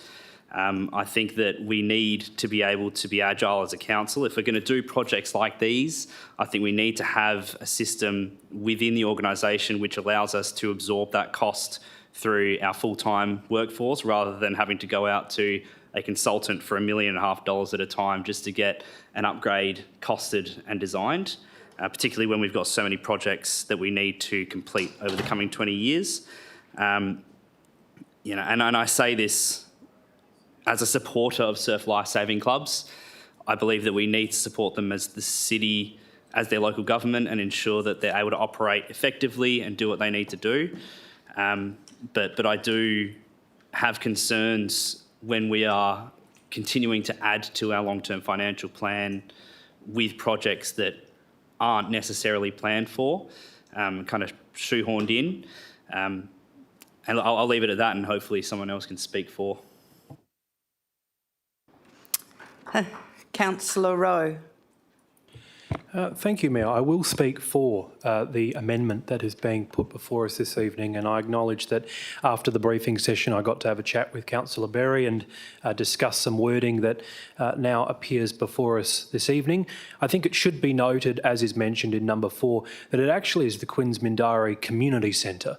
So although the Surf Lifesaving Club is a significant and an important user of the facility, it is used far and wide, and previous reports before this council have indicated that the usage and the oversubscription of the facility are something that we should be noting.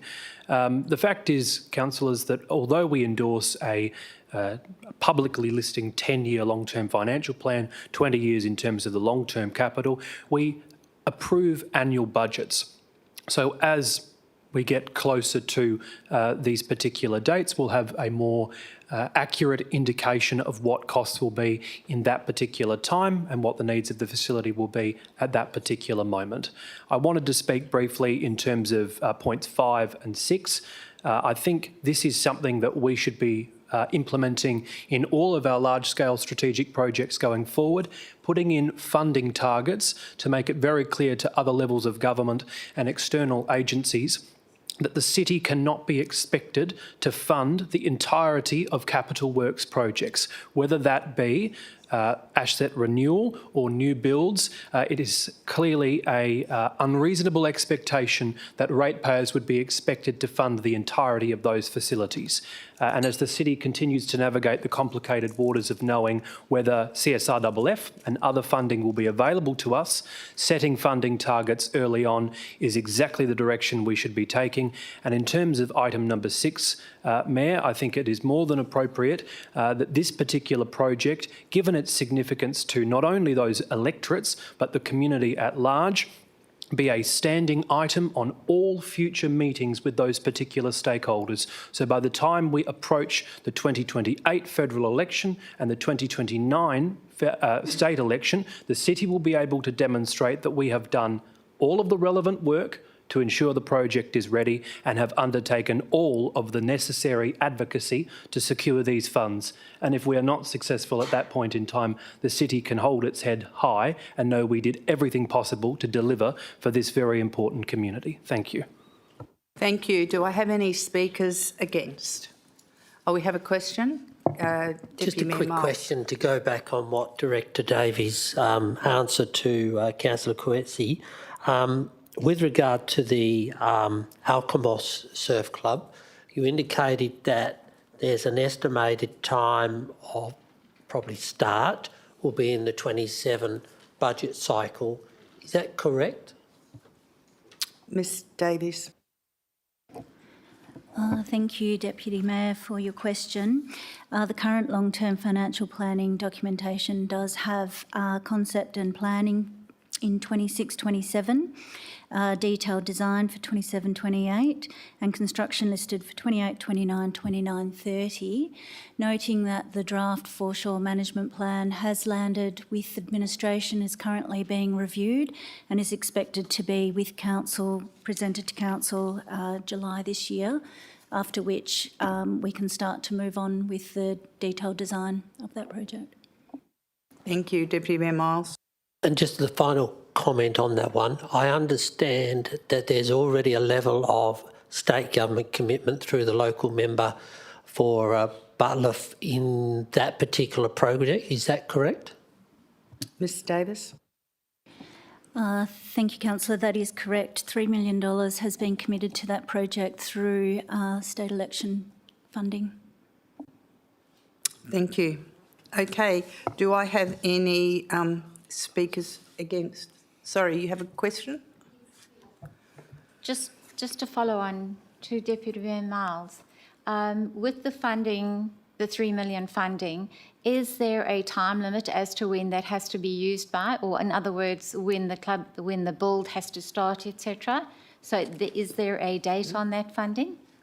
Ms Davis? Thank you, Councillor Parker. We do understand that in working with our local members, the election commitment funding, there is the expectation that these will be delivered within election cycles, noting that sometimes these projects hit some level of complexities. We have been engaging with stakeholders to expedite wherever possible, running parts of the project simultaneously, such as high-level concept planning at the same time as foreshore management planning. So I hope that answers your question around timeframes for that project. Thank you. Do I have any speakers against? So if there are no speakers against, Councillor Berry, would you like the right to reply? No, thank you. Okay. We are voting on the amendment, not on the substantive. So, councillors, please cast your vote on the amendment.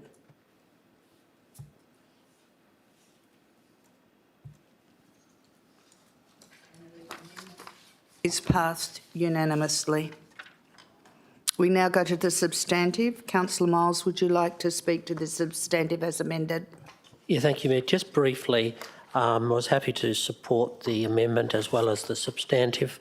I think the club is one of our larger surf clubs, or probably is the largest alongside Yanship at this stage, but obviously Alkimos is only constrained by the fact they're in 4 sea containers. I also want to endorse Councillor Rowe's comments with regard to making sure that we do start looking at some of these larger projects and adding an advocacy amount in there. State and federal governments quite often believe the City of Wanneroo can just fund its projects just because it sees that we've been very careful and due diligent when it comes to our reserves to make sure that we can do our long-term financial plans. They just see, oh, well, no worries, they can just put their rates up even further and build whatever they need to build and only do commitments at election times. As I said at the briefing session, I did speak to the patron, who is the member for Mindari, Mr Folkard, obviously requesting him to look at putting some funding towards this project, which may bring that expense a bit further, bring the project further closer. I also want to also pick up, I think, rightly so, on Councillor Fick's comments when it comes to page 246, clearly stating that the architect is going to get $2 million just to design it and go through the construction process. That does sound excessive, and obviously I would like administration to carefully look at that, because it would mean that the needs of feasibility, concept design, detailed design and construction is actually 50% of the build cost. That does seem a bit excessive. So we'll wait and see how that rolls through our budget later this year. But with that said, happy to endorse the project and like Council to support it. Councillor Smith, would you like to speak to this item? happy to support the things that people have already said and also to support our Surf Life Saving Club. Thank you. Thank you. Any speakers against? There are no speakers against. Councillors, cast your vote.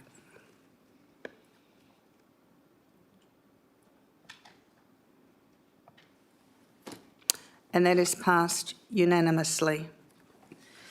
We now go to CP 030526, response to petition PTO 10226, request for upgrades at Arduin Park, Lansdale. Do I have a mover and seconder for this item? Moved, Councillor Hugh Newen. Sorry, Madam Mayor, I'd like to move an amendment, so I'm not sure where that comes in. An amendment to the recommendation. Okay, we haven't been prepared for this, so I'm going to ask to move a procedural motion to close the meeting for 10 minutes so that we can have a break. It's 10 to 8. And yes, Deputy Mayor Miles, move it. Do I have a seconder? Councillor Berry. Councillors, could you please cast your vote for a procedural motion to cease the meeting for 10 minutes until 8 p.m. Thank you. And that is passed unanimously. That will give you time, Councillor Hugh Newen, to be able to discuss your amendment with administration.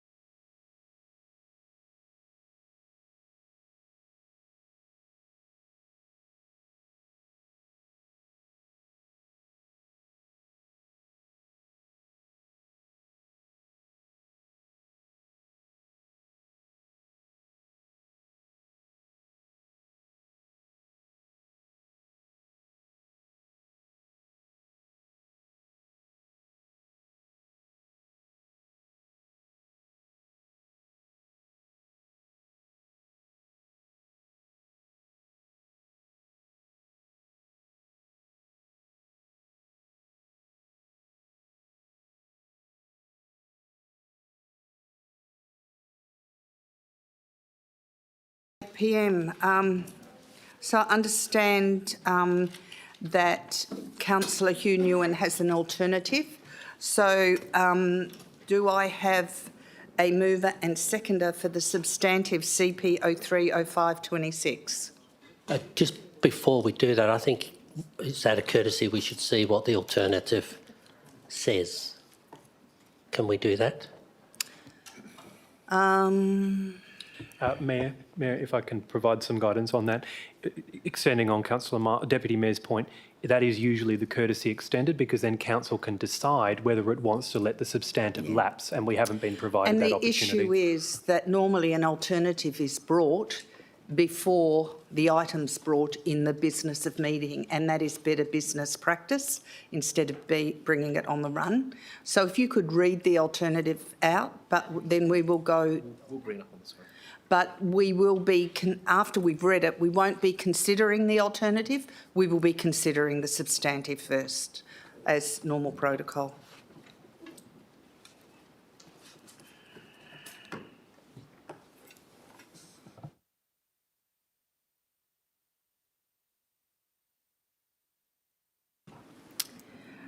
So the alternative says it supports the installation of a gazebo and a dog waste bag dispenser at Arduane Park, Lansdale, and lists these items for consideration in the 2027 and 2028 capital works budget, supports the installation of a public drinking fountain and a community barbecue at Arduane Park, Lansdale, and authorises administration to advise the lead petitioner of its decision. We now go to the substantive. Do I have a mover and seconder for the substantive?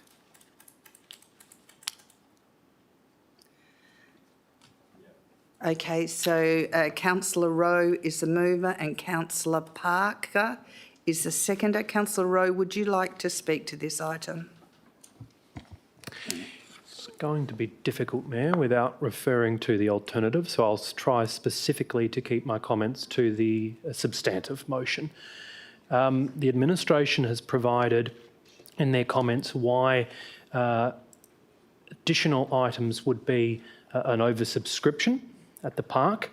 It's listed what is already available at Huntington Park, which is in relative close proximity, and the other park, which hopefully its name will come to me in a second, is 400 metres away, and it already has a community barbecue available at that park.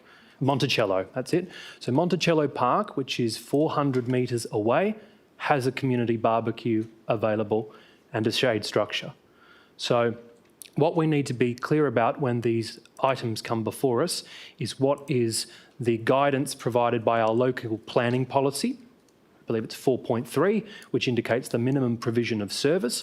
That should be a guiding document for council members. And then the second thing that we should consider is if there is existing provision of those facilities in neighbouring parks. And I would argue that having what was initially a developer-produced park that is now handed over to the city for maintenance, which is Monticello, having those available facilities and understanding the constraints of Arduane Park, which is as a relatively a pocket park in suburbia, that would be the reason why I would support the substantive. My understanding was that the recommendation that said additional seating could be broad enough to include a gazebo anyway. It has not specified bench seat. So while I understand, I believe that a gazebo could be accommodated, otherwise I'm more comfortable with the substantive, knowing what I now know. Thank you. Councillor Parker. Thank you, Mayor. Again, going to refer to the administration's comments. I won't labour Councillor Rowe's comments because I do agree with all of them. But one thing I do want to add is if we make all of the parks, these pocket parks, to this standard, we have to remember that we have to bring all of the city's parks up to the same standard. And this is not where we can go. As Councillor Rowe has said, there are parks in the very close surround that people can go to. I do believe that the recommendation does actually cover everything that is really needed at this park. I don't come from the area, but what I have said before is we've got to take into consideration that what we do at one, we have to do at the other to be fair to all of the city. So that is why I'm going to be agreeing with the original recommendation. Thank you. Thank you. Do you have a question, do you? Councillor Bedworth has a question. Thank you, Mayor. I'm curious as to why a dog waste bag dispenser is required, because I'm cognitive of a previous resolution where these would be put out at all parks within the city. So why does this not have one? Mr. Singh? Oh. Thank you, Mayor. I may defer that to Mr. Gold. He's working on a plan for this particular matter. Mr. Gold. Thank you, through the chair. I don't believe it was all parks. I believe it was parks that met a certain level of criteria that we would then add dog waste bags to. I'd have to go back and double check that though. It is a project we're working on at the moment in waste though. Can I just ask if it was all parks with a rubbish bin to have a dog waste bag attached to it? Because I think if I remember correctly, that was my motion on notice. If they were eligible for a waste bin, they would have a dog waste bags attached to it. Is that correct? Mayor, let me clarify. There was a council decision on that one. It was a 4 or 5 year plan to gradually roll out this infrastructure, but we'll clarify the level of detail in that resolution and then provide some advice to council. Thank you. Any other questions? Councillor Seif. Thank you, Madam Mayor. Sorry, if administration could please remind me, we have multiple categories of parks. What category of park is this and how many categories do we have?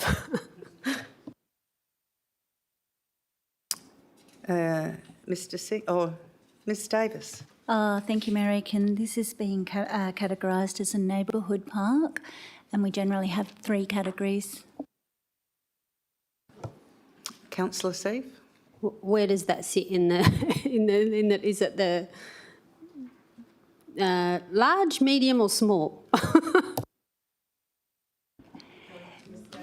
Thank you, Mayor. Thank you for the opportunity to provide a stronger response to that. A neighbourhood park is of providing a service to a local community. In local planning policy, it is generally surrounded by some native vegetation, which and residential areas is of walkable distance and has a level of service that caters for a very local. And then we build up in our hierarchy into larger regional open spaces. And then the service level provision changes accordingly. So this is classified as a neighbourhood park. Deputy Mayor Miles, do you have a question? Thank you, Mayor. Is it possible, can we have an indication on, I guess, what the budgetary requirements are? Obviously, what's been listed in this motion, it just says some seating, obviously the dog waste bags, that is already probably part of our capital works, but I'm concerned that if the substantive doesn't get up and the alternative is then presented, I'm trying to understand what the extra cost would be if administration can provide us a guideline. Is it because gazebo, seating, drink fountain and the like sounds, and barbecue sounds about $100,000 or more. Ms. Davis? Thank you for your question, Deputy Mayor Miles, and hopefully I've captured it accurately. You are seeking some understanding around some indicative costs as proposed in both the substantive and the alternate, of which I would put a caveat that we would need to understand the scope a little bit better of some of those requirements. However, in a nearby location in an alternative park, we have recently costed up some of these items, and for your reference as a high-level guide, we have got a barbecue going in for just under $20,000. the picnic shelter and setting, again, I don't have the exact scope of this, at 45,000, drink fountain for about 20,000. And some other requirements as well, but you know, we would need to know things like the site constraints alongside the costs, so then we could actually effectively plan the timeline for that and the budget. Thank you. So do I have any speakers? Sorry, do you have a question? Councillor Van Nguyen. Is that quite normal in terms of the cost of barbecue for $20,000? Ms Davis? Mr Singh, would you like to help out with that?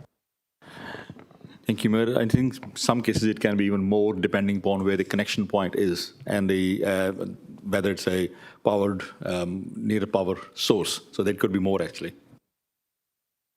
Do you have a question, Councillor Van Nguyen? Go ahead. Yes. The other surrounding parks, they're all dry parks, aren't they, other than the Monticello one?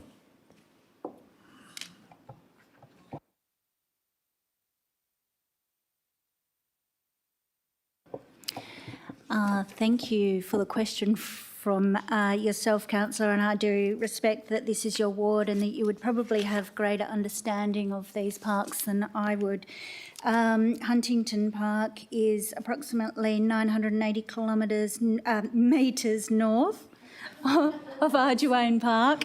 It is largely highly densified by some natural vegetation there, and Monticello Park is 400 metres to the south of Arduane Park, and there is other infrastructure and some vegetation on site. Thank you. Are there any other questions? If there are no other questions, are there any speakers against the recommendation CP 030526? Councillor Van Nguyen. I'd like to take our councillors back to an item that we voted on several years ago regarding this park. That was in 2022. There was a petition by some of the locals to prohibit the use of the park for cricket and volleyball. And the reason for that was there were too many people using the park. Now, we can categorise the park however we like. There are parks that are left empty and there are parks that people use. And in that particular petition, it was noted that every single day there was at least 30 to 40 people, this is a fact, on the petition. And this is not even close to what it is now. So if you've ever had an opportunity to go to this park, it is so busy. It is used by locals every day, particularly on the weekends where they play cricket and volleyball. Saturday and Sunday, you're looking at groups of 50 to 100. So just imagine you've got 400 to 800 houses around and you've got about 100, so a group that play. So this park is utilised so much that we need this kind of infrastructure. So let's stop categorising it, and this is not a set precedent for every other park. We have to assess each park on a use case-by-case basis and see if there are community demands. And we know that we have at least 109 residents that sign this petition, so we know there's demand for that. And so I do appreciate admin recommending the first part, but really we do need the second part of the recommendation as well, because our residents are crying out, and we know that Lansdale has been one of the fastest growing community. It's built out all of its land. They're not asking for much. They're asking for what's needed for the community to be livable. The park it's over 5,000 metres square, and the closest green park is that Monticello, but even then that doesn't have the facility. Otherwise you have to go to Kingsway Rec Centre, which is very far away. So to create a better community, I think it's not too much asked by our residents for these items. So I really want to encourage everyone, if you haven't been there, please do that, and not make a general approach to what our community actually need. And we hear from them from this petition. So it is a smaller park, but certainly the infrastructure is not there to cater for the large and growing community here. So certainly we'll support the alternative. That would even be better, but if you please consider supporting this community with the same vigour that we had previously. Councillor Parker, you have a question? Yes, please. I'm just trying to remember, and when you said something about the cricket, it actually just reminded me about something. There were a lot of complaints about this park, if I do remember correctly, from the people that actually lived around the park. Just you can remind me if it's not. Complaining about the amount of people that were actually using the park because it was interfering with their quiet, can't remember what the word was now, but is that the same park that we had all the complaints about because there were so many people playing cricket there? So am I on the right park? Because I don't know this exact park, but I know when you said cricket, so can somebody please just confirm this is the same park that we had all the complaints from the neighbours that too many people were actually using the park? Is there anyone that can give us that information? Ms Davis? Thank you, Mayor Aiken. In your report on page 339, in the comment section under the second dot point, it does outline what you are alluding to there, the informal sports participation that was happening at that location became, we did receive a number of CRMs and it was some interest in that in 2023, 2024. Primarily a lot of that driving those complaints that were coming through at the time is that this park is surrounded by residential.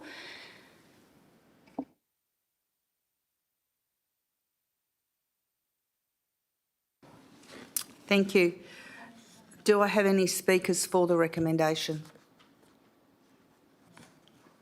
Sorry, Mayor, just a question. I was informed by the CEO that I should try and move the alternative when I speak against. Is that right? Or how are we going to do this? Because I don't.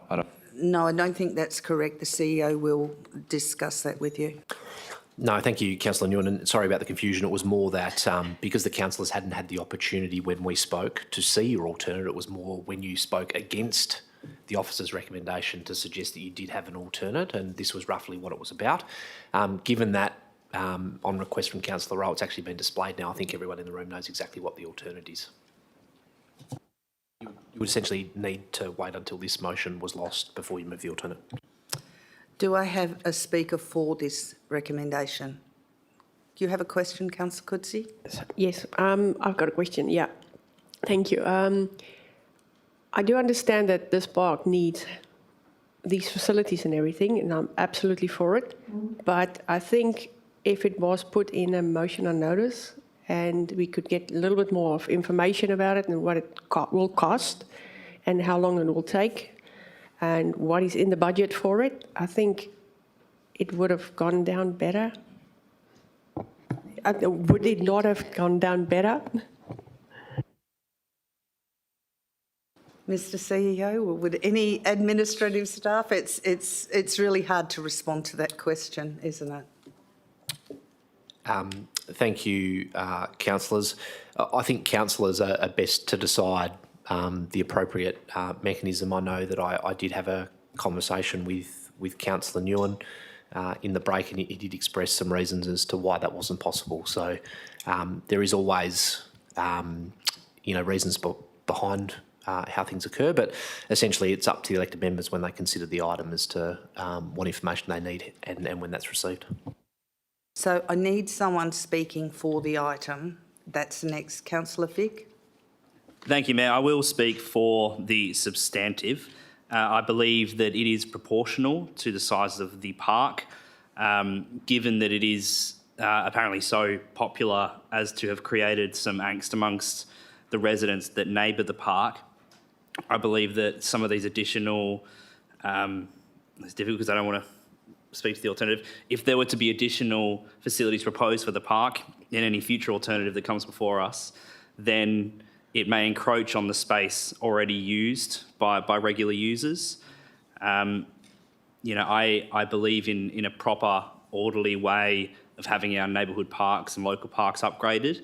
And although I certainly understand any councillors want and desire to have better facilities at their parks, I think that administration's recommendation is proportionate to the size and proportionate to the needs of the area. Thank you. Thank you, Councillor Figg. Do I have a speaker against? I'll go with Councillor Hugh Nguyen first. Thank you, Madam Mayor. I will speak against the substantive simply because I'm concerned that I might not get the chance to. But just before I do that, just if I may respond to some of the comments about why it hasn't come as a motion or notice, why it's been done from the floor, so to speak. I'm not shy to say that I've had another death in the family last week. So that's 2 in 3 months. And I just haven't had the time to do anything. So that's the reason why, okay? Just by way of background, this didn't come from me. The petition wasn't from me, or I wasn't I didn't have the carriage of it. I believe it was tabled by, was it the local member or someone?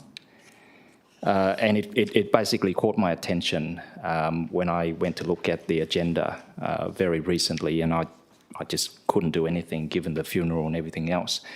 So that's the background, just to clear the air a bit.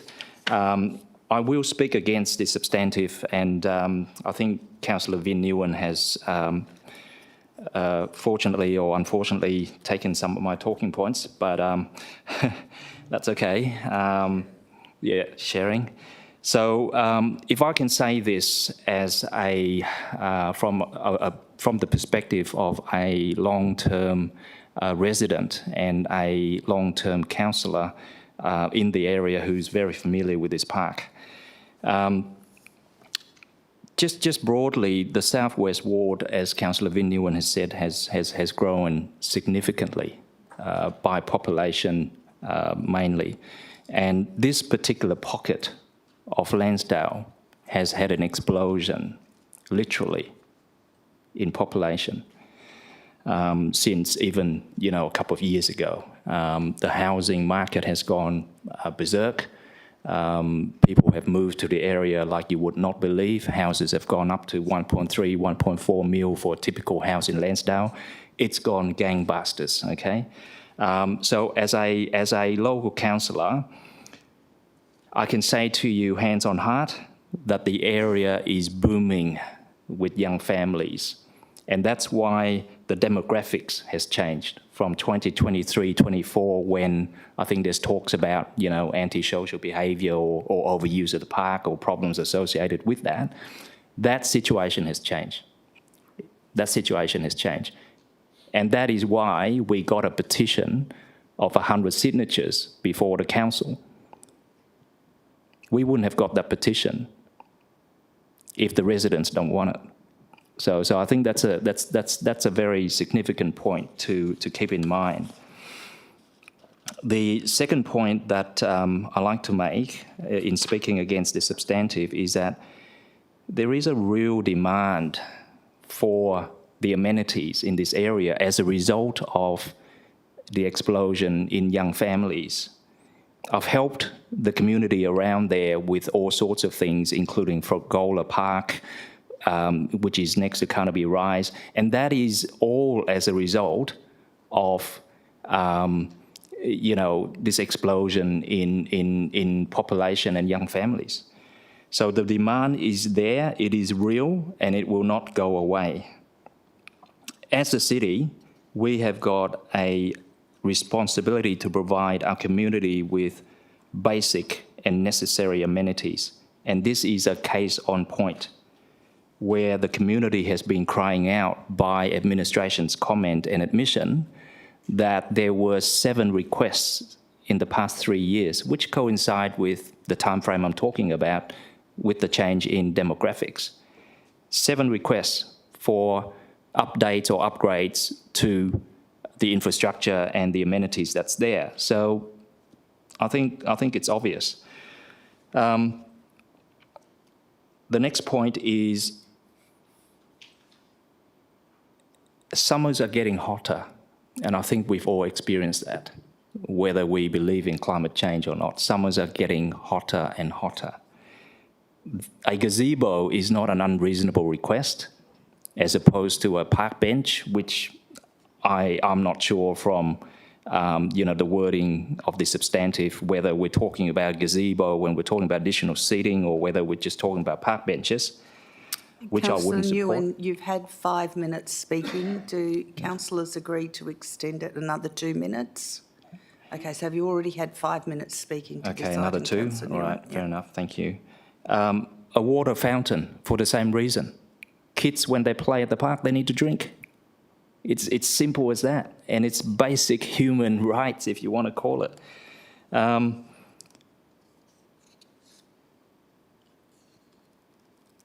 What the residents are asking is not exorbitant. It's not luxury. It's basic human needs, shade and water. I can't put it any higher than that. It's basic human needs. And we have a responsibility to provide a facility that is fit for purpose and appropriate for the demographics. I don't agree with the suggestion that it would set a precedent or it needs to be done for one and done for all. It's very much like what Councillor Vin Nguyen has said. It's a case-by-case basis, and it needs to be assessed against individual demographics and individual areas.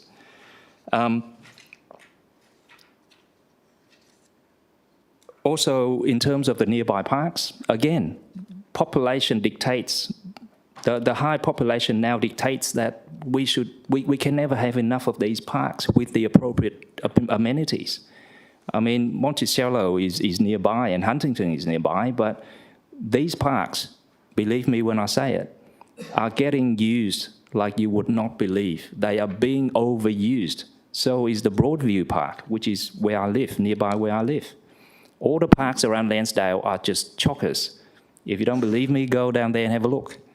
So I don't believe in the suggestion that we are over providing. And finally,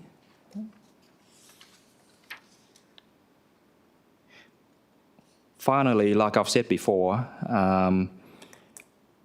this is not luxury.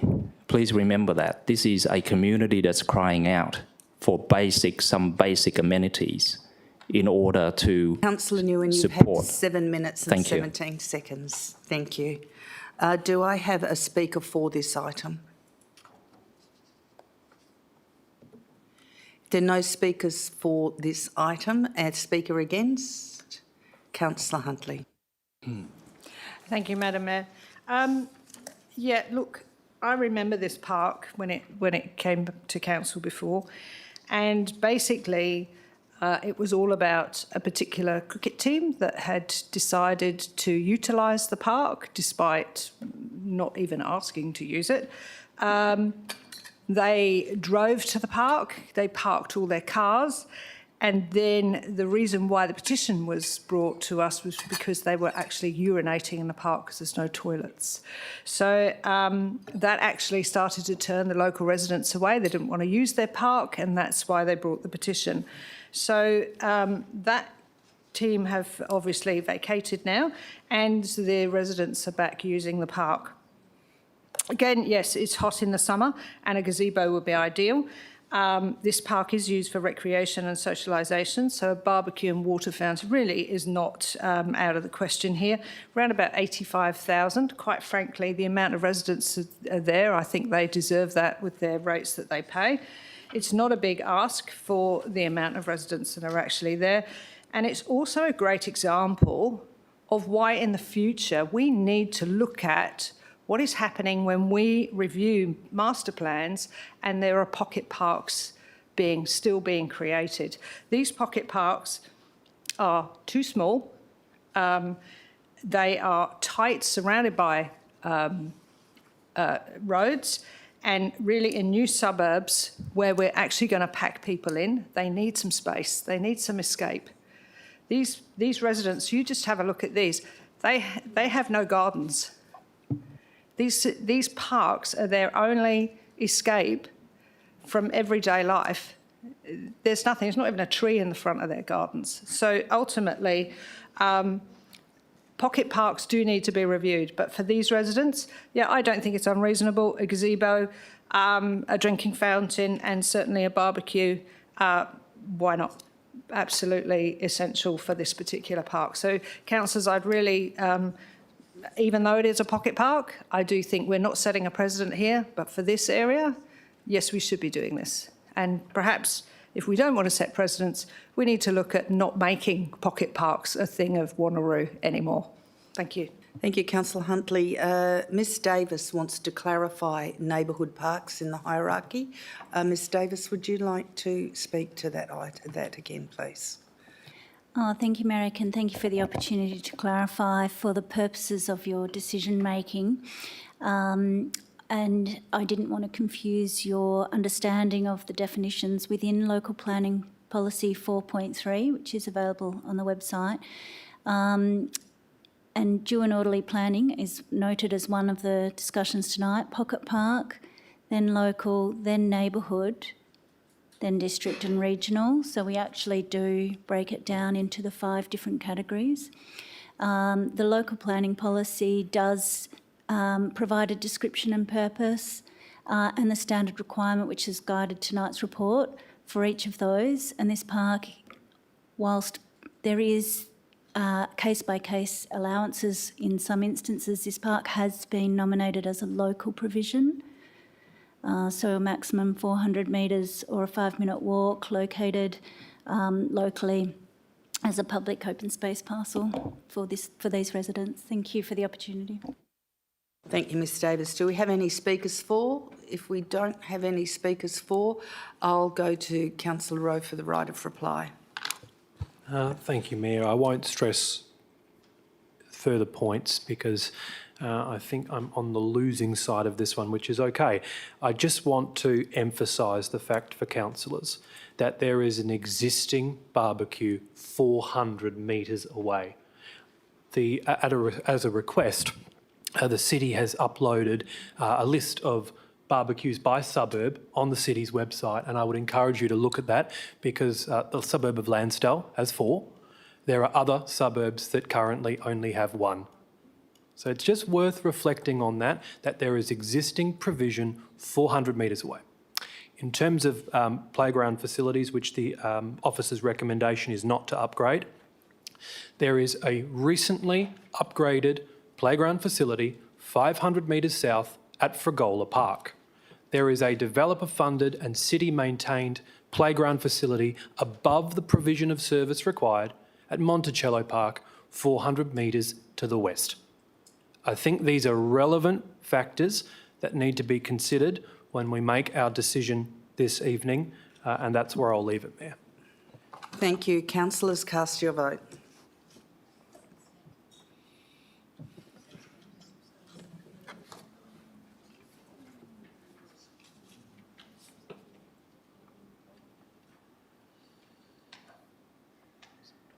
Councillor Coetzee?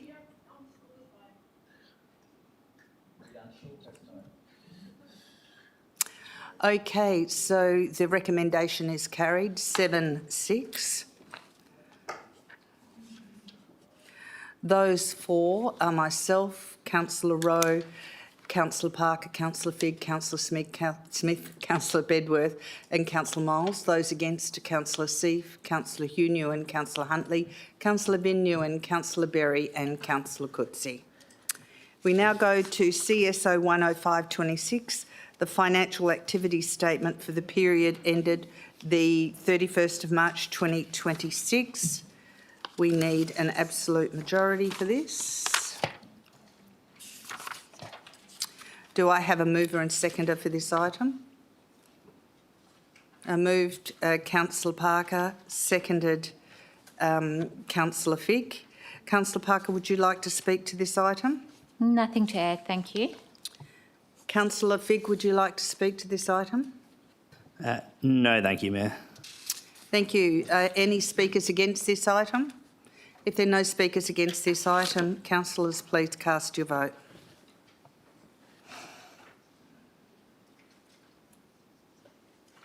And that is passed 12-1 with Councillor Vin Newen against and myself, Councillor Rowe, Councillor Berry, Councillor Parker, Councillor Coetzee, Councillor Figg, Councillor Smith, Councillor Bedworth, Councillor Miles, Councillor Huntley, Councillor Hugh Newen and Councillor Seif supporting the outcome. We now go to CSO 30526, the proposal for levying differential rates 2026-27, and there is a new recommendation added, and the CEO will speak to that. Thank you, councillors. You'll probably note that the administration sent a memo on Friday afternoon just regarding the updated valuations that have been received. There's a replacement page 676 in your agenda. So essentially the recommendation remains the same, but the updated table reflects the new rate in the dollar based upon the new property valuations. Thank you. Thank you. Do I have a mover and seconder for this item? Moved Councillor Rowe, seconded Deputy Mayor Miles. Councillor Rowe, you want to speak to this?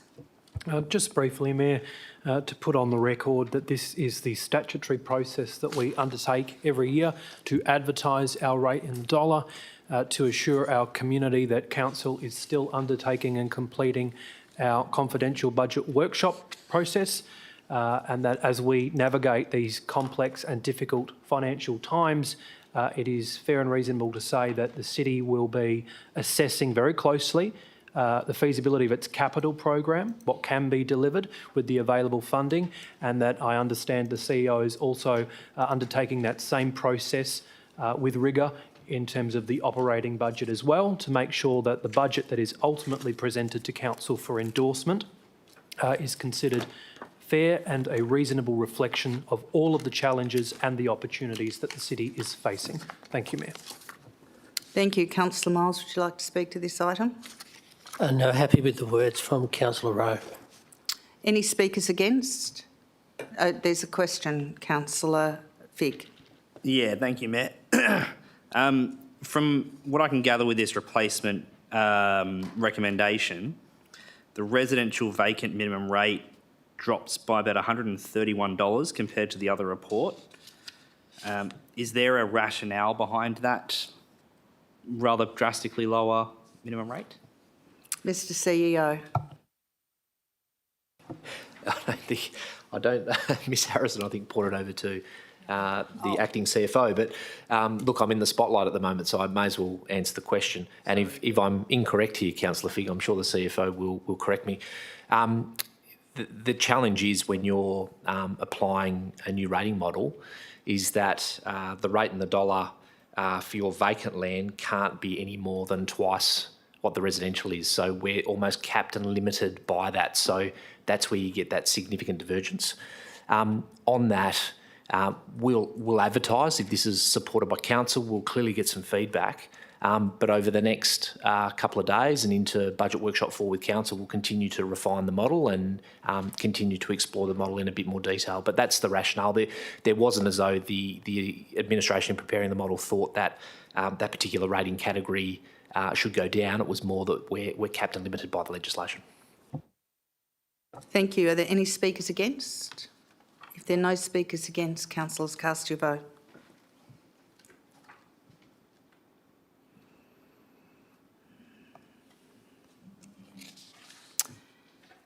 And that is passed with 11 for and 2 against, and those against is Councillor Berry and Councillor Nguyen. Councillor Ben Nguyen. I'm just going to ask the people who have been waiting patiently in the chamber, are you about the motion on notice for the... Yep. Okay, so I'm going to ask if councillors will humour me and allow me to bring forward MN 020526, my motion on notice for the Western Power Clean Energy Link 132 kilovolt transmission, so that the people who've been patiently waiting in the chamber can listen and perhaps go home. Sorry? So we need a vote to change the order. Seconded, Councillor Huntley.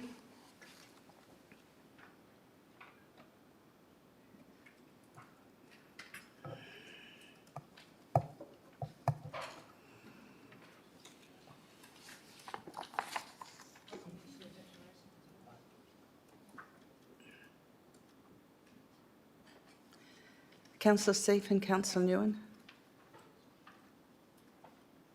And that procedural motion has been passed unanimously.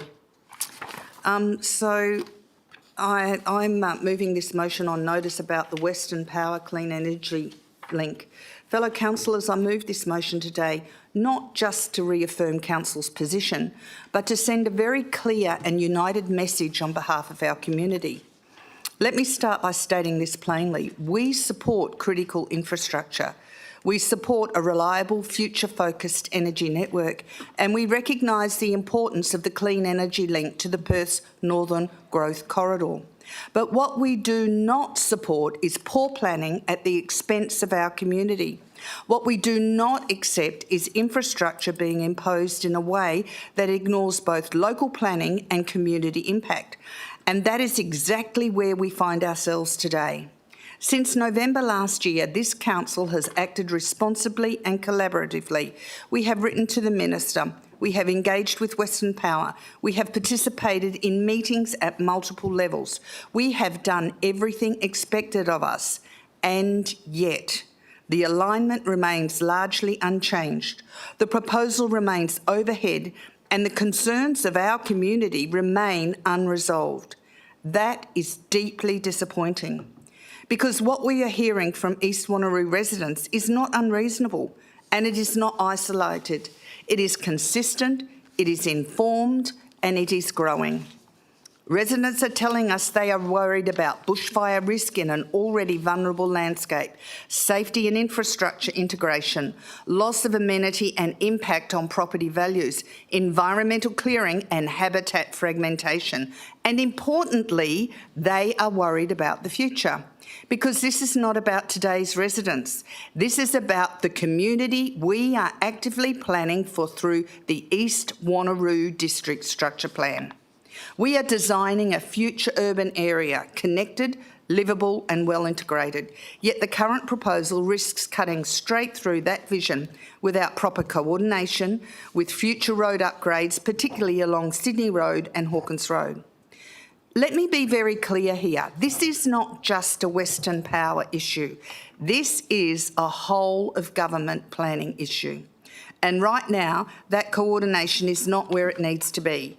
If we allow this to proceed in isolation, we risk costly rework in the future, misalignment with major transport corridors, and long-term impacts that could have been avoided with better planning today. That is why this motion matters. It's not repeating old ground, it is escalating our advocacy appropriately. Firstly, it reaffirms our united position. We do not support the current overhead alignment.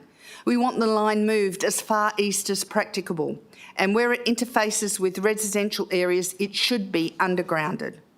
Secondly, it strengthens our voice. We are not stepping back, we are stepping forward, continuing to advocate firmly and constructively. And thirdly, and importantly, it elevates conversation. By seeking a meeting with the Premier and relevant ministers, we are recognising that this issue cannot be resolved at agency level alone. It requires leadership, it requires coordination, it requires a whole of government approach. And finally, this motion ensures we are ready for the next stage. Environmental approvals and development applications are coming. We will not be passive observers. We will formally lodge submissions. We will ensure our position is recorded, and we will continue to push for better outcomes, because at the end of the day, this is our role: to stand up for our community, to advocate for thoughtful long-term planning, and to ensure that essential infrastructure is delivered the right way in the right place. We are not asking for the impossible. We are asking for common sense planning, respect for existing and future residents, and the alignment with the vision we have for East Wanneroo. This council has been consistent, our community has been clear. Now it is time for that message to be heard loudly and collectively, and I ask council to support this motion. And I think Deputy Mayor Miles is seconding the motion on notice. Thank you. I forgot to put that in before I started speaking. Sorry. No, you didn't miss it. Deputy Mayor Miles, would you like to speak to this motion on notice? Well, Mayor, there isn't really much more that I could add to your words. I think it is important, though, that whilst there was a petition tabled a little bit earlier on tonight, asking us to help with everything that we can, and I think by obviously advocating through to the Minister and the Premier on this occasion, I think that's our only avenue left. We've tried to do it in other ways. I know the residents have gone through their local members, and we still haven't received any advice back to whether the alignment can be changed in any shape or form. There was a small tweak, but it wasn't a tweak long enough. And we also know that there's already large power lines going through the plantations out there. So this should be connected or near that line so it doesn't disturb or destroy what will be our future East Wanneroo neighbourhoods. So with that, Mayor, I commend it to the council. Thank you, Deputy Mayor Miles. Do I have a speaker against this item? Yes, Councillor Min Nguyen, your question. If the Premier was open to meeting our Mayor, who gets to come with you, Mayor?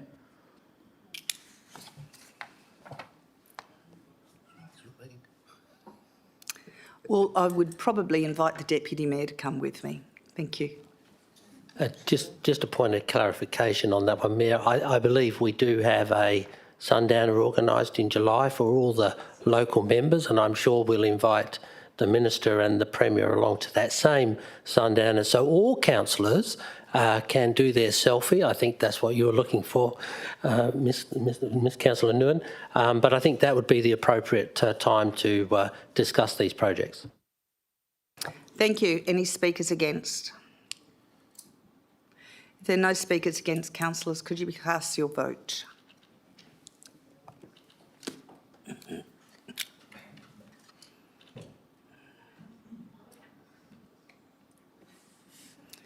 And that was passed unanimously. So, thank you.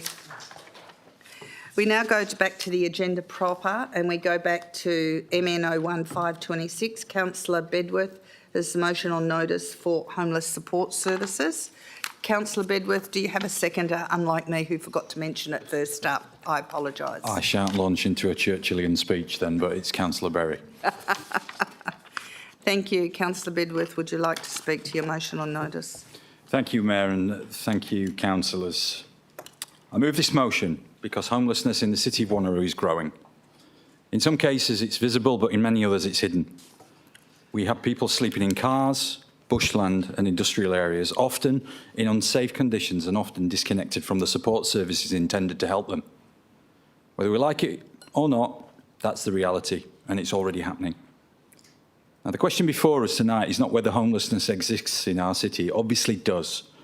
But the question is whether people remain dispersed, hidden, and difficult for services to engage with, or whether we take a practical step and compassionate step to improve access to support. This motion starts from a very simple place: compassion balanced with practicality. Because the people we're talking about are members of our community.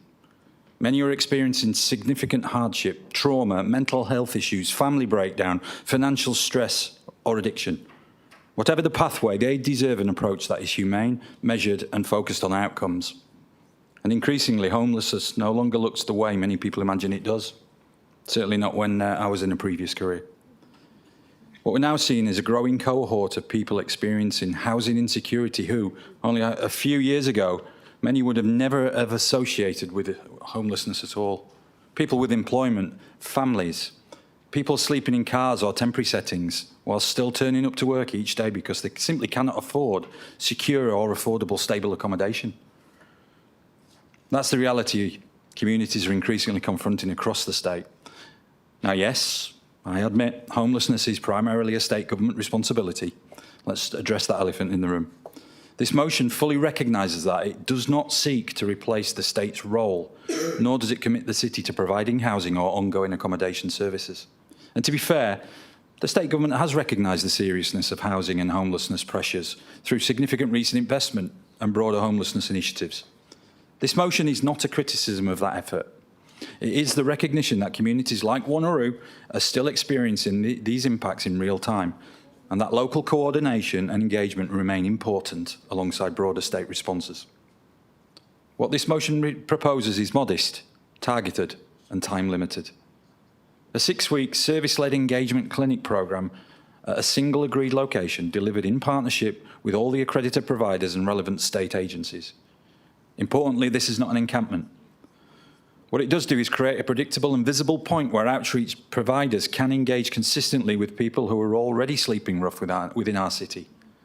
Right now, many people who experience homelessness are effectively invisible until a crisis occurs. Services are forced into reactive outreach across a very large geographic area.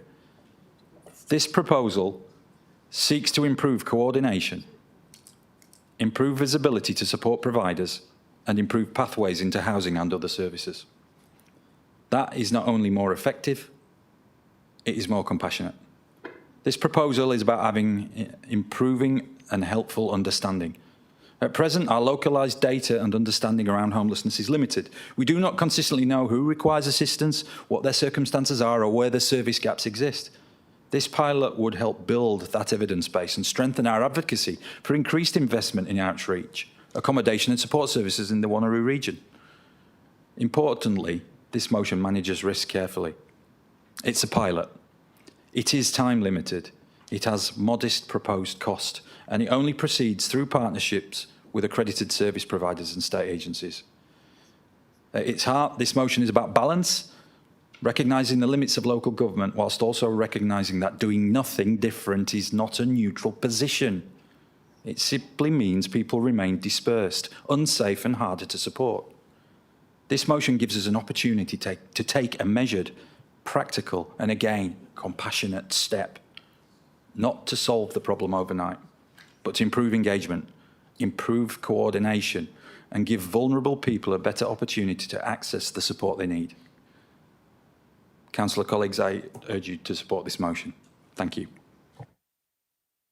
Thank you. Councillor Berry, would you like to speak to this item? Yes, thank you, Mayor. I completely support this recommendation because homelessness within our community is a real and growing issue that requires practical, compassionate and coordinated action.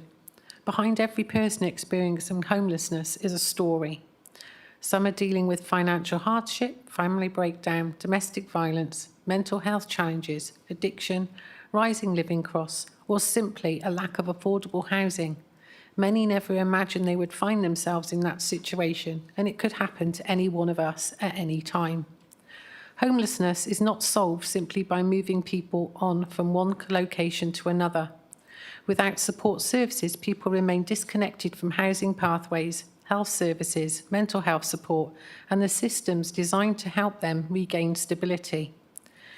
This motion on notice recognises the reality facing many people within the City of Wanneroo, whilst also setting clear boundaries around the roles of the City and the purpose of the proposed engagement clinic.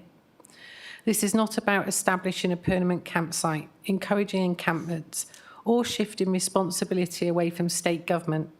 In fact, the recommendation clearly states that the model is temporary, service-led, and does not provide accommodation. Too often, people experiencing homelessness become disconnected from the very systems designed to help them.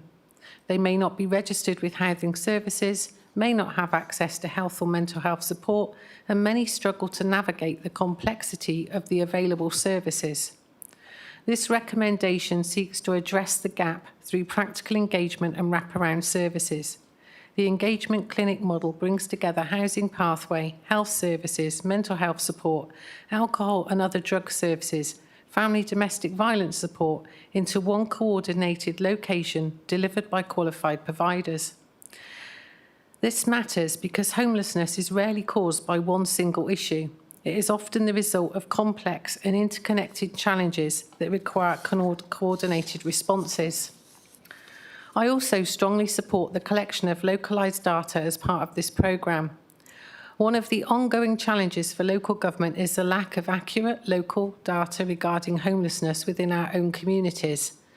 Better data would mean better advocacy, better planning, and ultimately better outcomes. Only last week, at the Community Safety Working Group meeting, for those councillors that were there, a representative from the Department of Communities identified the lack of reliable local data as a significant issue facing the state government when responding to homelessness. We heard from her that many homelessness reports currently originate from community members reporting visible sightings rather than confirmed or coordinated service data. That creates challenges when trying to properly understand the scale of homelessness, the specific needs of individuals, and the most effective way to allocate resources and support services. Importantly, our own Community Safety Working Group supported the recommendation last week. That is, aimed at strengthening cross-agency collaboration through the proactive sharing of local intelligence, reinforcement consistent community safety messaging, and enhancing coordinated responses to emerging issues. That aligns very well to this motion and the engagement clinic. This motion also sends a strong message to the state government that the Wanneroo region requires a greater investment in homelessness services, assertive outreach, and locally based accommodation options. As one of the fastest growing local governments in WA, our community is facing increasing housing pressures and cost of living challenges. Demand for the support services will only continue to grow. I believe this recommendation strikes the right balance between compassion, accountability, and practical service delivery. At the end of the day, the people experiencing homelessness are still members of our community. They deserve dignity, support, and pathways towards stability. I would echo Councillor Bedworth's sentiment in asking everyone to support this motion, and note administration also support this motion, as did the Community Safety Working Group last week support recommendations aimed at helping homelessness people. Thank you. Thank you. Do we have any questions? I know Councillor Steve has a question. I feel very strongly about homelessness and homeless people. It can happen to anyone for any reason. There is no set stereotype. I do have a question about this though. So I really appreciate where this is coming from, and definitely something needs to be done. It is mostly a state responsibility, but that I'm more than happy to help as a city. But my question is, what happens after 6 weeks?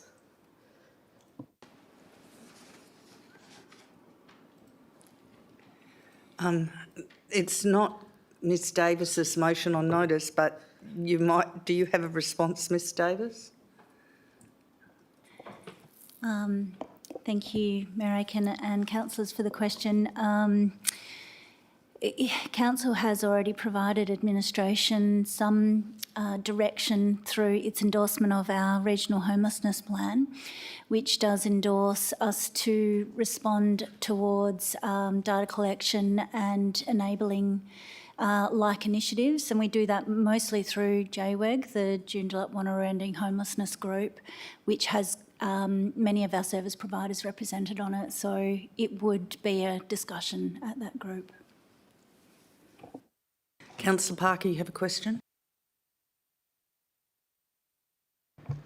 I do, and thank you, Phil, for bringing the motion, and I absolutely support it. I think homelessness is a huge problem that we all have to face.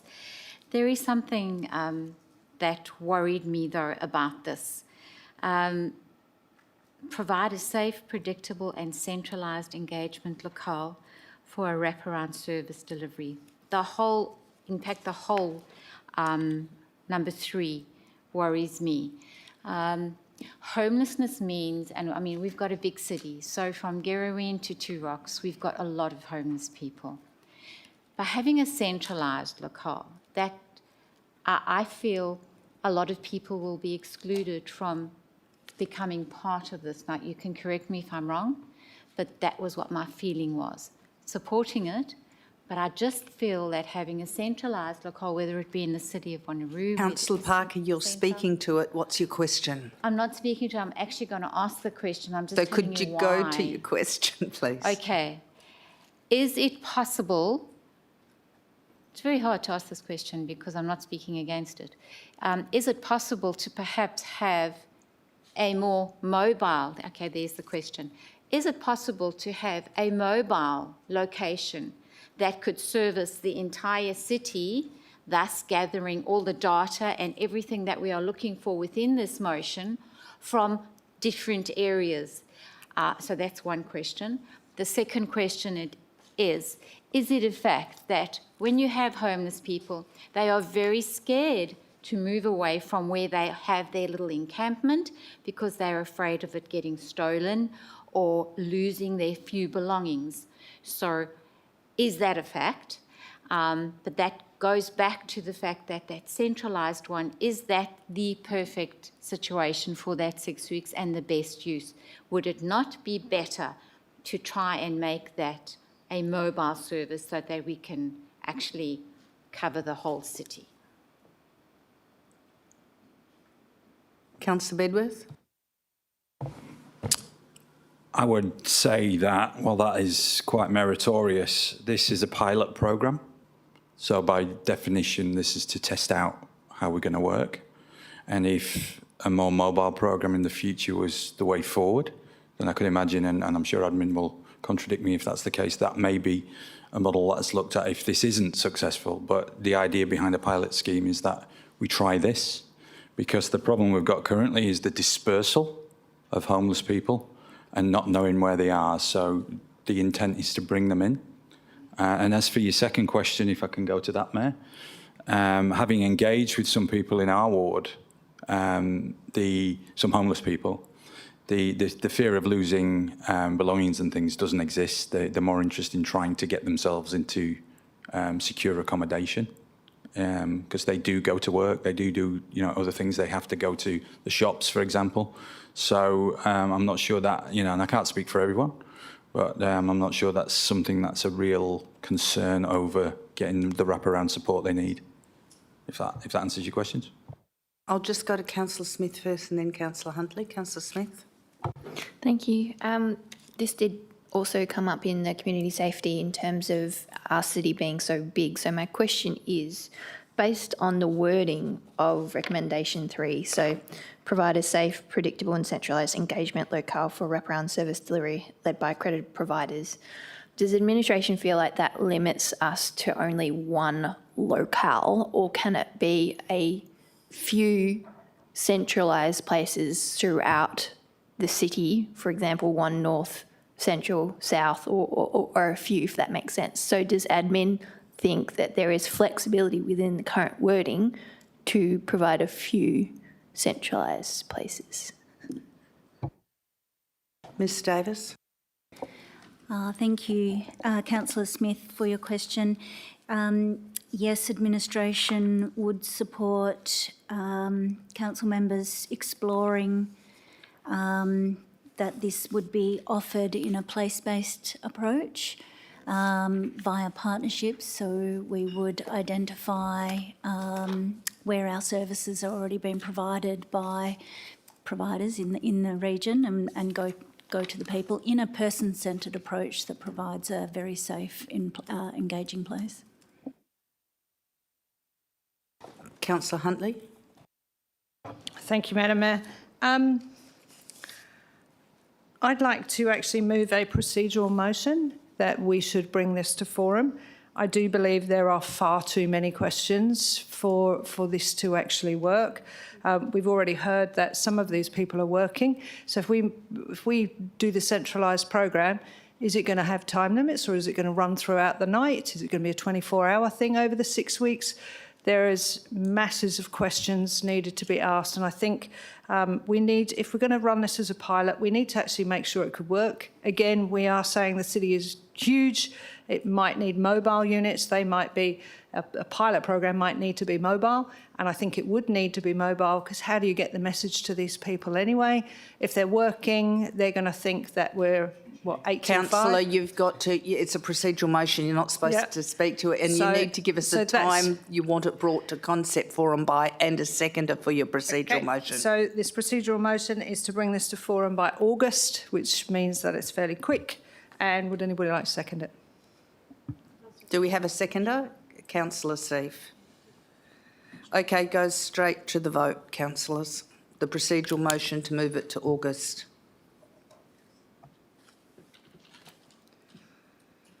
And the procedural motion is passed 8-5. Those supporting the procedural motion is myself, Councillor Seif, Councillor Hugh Nguyen, Councillor Huntley, Deputy Mayor Miles, Councillor Coetzee, Councillor Parker, Councillor Vin Nguyen. Those against the procedural motion was Councillor Rowe, Councillor Berry, Councillor Figg, Councillor Smith and Councillor Bedworth. So it will come to a concept forum by August. We now go to MN 030526 from Councillor Berry, access to public information, social media restrictions and community engagement. Councillor Berry, do you have a seconder for your motion? I do, Councillor Bedworth. Thank you, Councillor Berry. Could you please speak to your motion? Thank you, Mayor. I brought this motion forward because I believe it is entirely appropriate that Council review how the city's social media restrictions are applied and ensure they align with both our customer experience policy and the principles of equitable community engagement under the Local Government Act 1995. The Act clearly sets out our responsibilities as councillors to ensure communication and engagement with the community is accessible to all electors and residents. As councillors, we are elected to represent the interests of all electors and residents. That responsibility includes ensuring that the ways in which the community can engage with the city are fair, consistent, transparent and aligned with the legislation that underpins our role as elected members. We have a motto in this city, it's the little things. For some, what may appear to be a small matter, such as accessing the city's Facebook page and receiving timely updates, can actually be significant in terms of how they engage with their local government and see our information. There are currently 109 users who are recorded as banned from the city's social media platforms, with the majority of those bans occurring in 2020. I also understand that reinstated access has been granted to just 2 individuals, but only 2 have ever applied to be reinstated. This means that 109 community members are currently unable to access updates and information through this channel, many of whom were obviously previously active users engaging with the city via social media. Social media has become one of the most widely used and accessible forms of communication between local government and the community.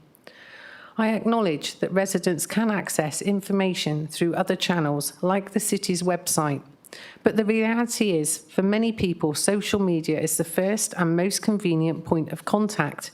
It pops up and directly appears on their daily feed without requiring them to search through a website or navigate multiple pages to find updates or information. Because of that, the way these platforms are managed is no longer a minor operational matter. It is a core component of our community engagement and our customer experience.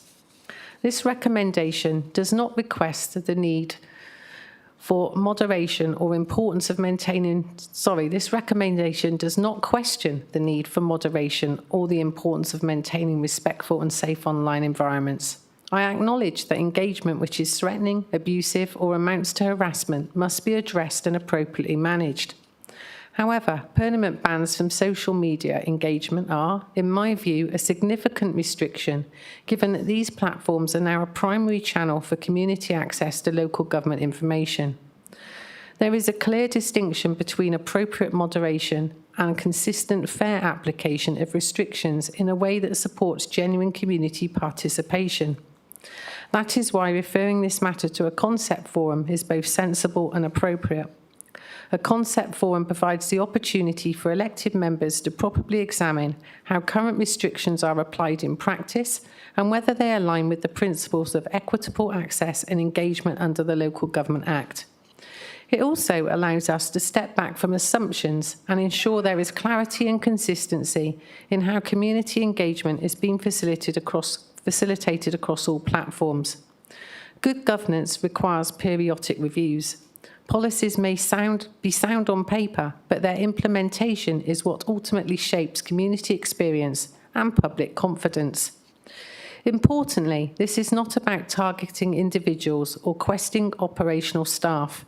It is about ensuring that Council has confidence that our systems reflect the standards we expect as elected representatives and the expectations of the community we serve. I believe this is a responsible, measured and constructive step that strengthens accountability and supports better community engagement outcomes. For those reasons, I present this motion to Council and would urge its support to have this item included in an upcoming forum. Thank you. Thank you. Councillor Bedworth, would you like to speak to this item? Thank you, Mayor. I can't really add much to what Councillor Berry's just said. It's a very simple recommendation to bring it before forum, which we want to do. I think we live in an era of free speech recession, unfortunately, and I think if this council and this city can take the lead on abating that, then that can only be a good thing. So I wholeheartedly support this and hope everyone else will too. Thank you. You have a question, Councillor Fick? Yeah, thank you, Mayor. Just a quick point of clarification because I missed the number. How many people are currently banned from our pages? 109. Thank you. I have a few questions and I'll ask if the manager of comms can respond to them. What are the reasons for blocking people from our social media page? Thank you, Mayor. Some of the common reasons for people being banned include abusive or aggressive comments, offensive language, racist or culturally offensive remarks, spreading of misinformation, trolling behaviour and spam activity. Can the blocked person be unblocked and what is the process? Thanks for the question, Mayor. Yeah, residents can ask for a ban to be reviewed by contacting the city, either by email or by phone. And these cases are assessed on a case-by-case basis. Council members can also raise a customer request on behalf of residents as well, which we will assess as well. Thank you. And I have another question as well. What is our legal responsibility as an organisation for what is published on our social media by ourselves or by others? And I might put that through to Ms Coles or... Who? Ms Coles. Thank you for the question and through you, Mayor. So the platforms actually provide terms and conditions to the city, and obviously we're required to abide by those terms and conditions, and then you've also got the Defamation Act. So it's important that we do monitor those pages and make sure that we are compliant with those requirements. So what I'm asking is if someone puts a comment on one of our social media posts that is defamatory or we can be sued as the publisher of that. Is that correct? Am I reading that correct, or have I got it wrong? Thank you, Mayor. It's actually quite complicated, and you'd have to look at it on a case-by-case basis to do with whether there needs to be intent there if we haven't reviewed it and taken it down. But there is a couple of steps that you work through before that. Yeah. So we actually have a responsibility to take that down according to legally, according to the provider as well. Thank you for the question. Yes, so the city would review it in line with the terms and conditions of the social media platform and then make a decision in relation to taking the post down or turning off comments on posts if things get difficult. If we're not efficient in monitoring negative and racist comments on our social media page, could our social media page be shut down by the provider because we're not abiding by their terms and conditions? Thanks for the question, Mayor. Yes, that's my understanding. Thank you. Do I have any speakers against this motion on notice? Councillor Bedworth. Councillor Figgs. Got good looking. I look better in that suit. Thank you, Mayor. Look, briefly addressing some of the points raised by the mover and seconder, chiefly around free speech, which I am really rather passionate about ensuring people can say what they feel. Unfortunately, that doesn't extend to the pages of another entity. So people can make their own Facebook page. They do it a lot. And they can say what they like there and open themselves up to lawsuits if they wish. I think that we have a duty to ensure that we maintain civil discourse and ensure that our page is run within our standards. I also want to point out that whilst I understand for the 109 people that are currently banned that it probably is a little difficult for them to engage with the city through any other avenue than calling us. It represents less than, we represent 0.0004% of our population. I think that's a pretty proportional number of people to be banned from a Facebook page, given the reasons that have been outlined as to why they have been. I think, thirdly, that this is most certainly an operational matter at the very base of things, and that we as councillors shouldn't be getting involved. I think it introduces a level of oversight which is entirely unnecessary. And whilst I appreciate that we want to make sure that everyone can contribute in the way that they want to, I won't support the motion. Thank you. Thank you. Do I have a speaker for? Councillor Hugh Newen.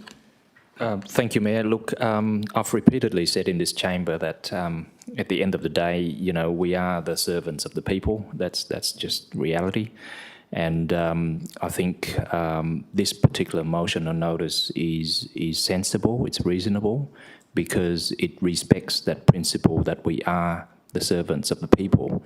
And therefore, we should not be blocking people unless it's absolutely necessary.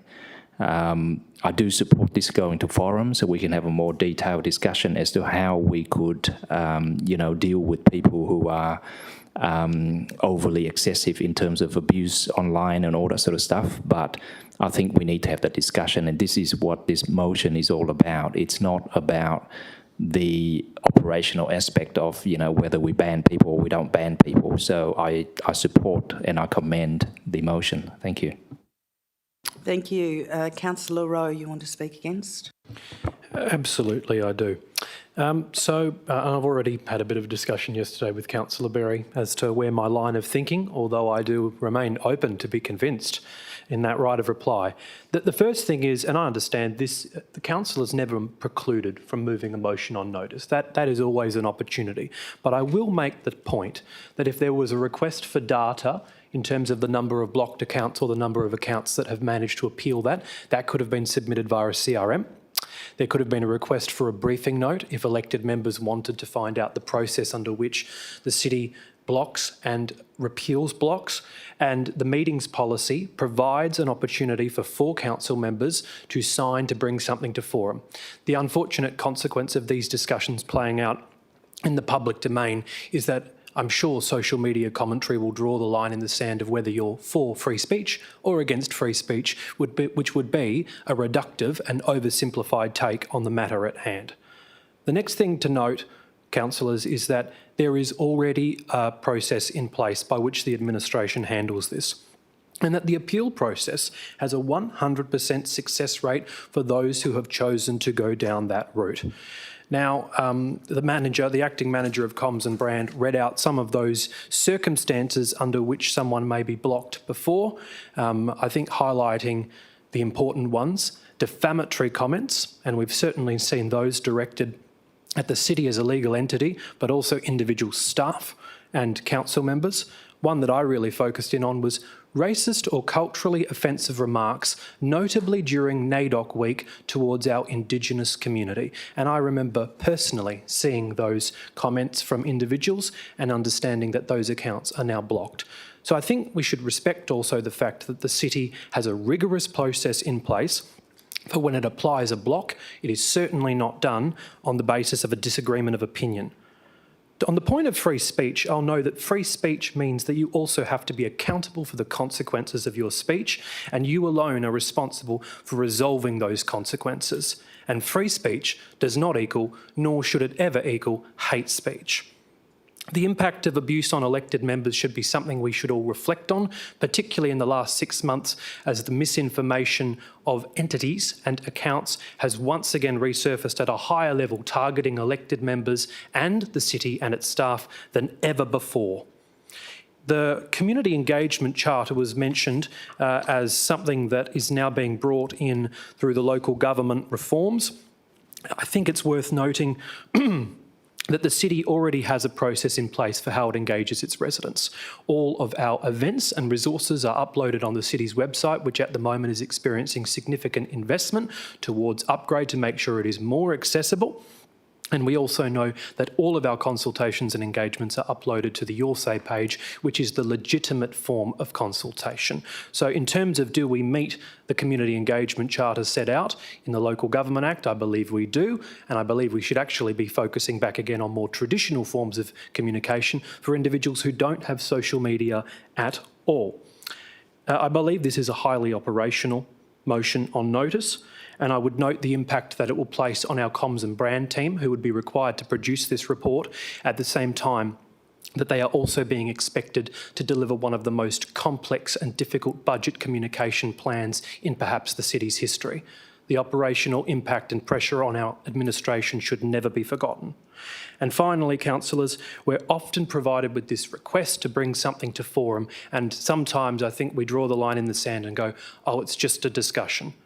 No, it's often, I'm not going to use the word a staking horse, but it starts as a request to bring something to forum, and then once it comes to forum, it becomes a much more operationalised discussion that fully extends beyond the role and the function of a council member.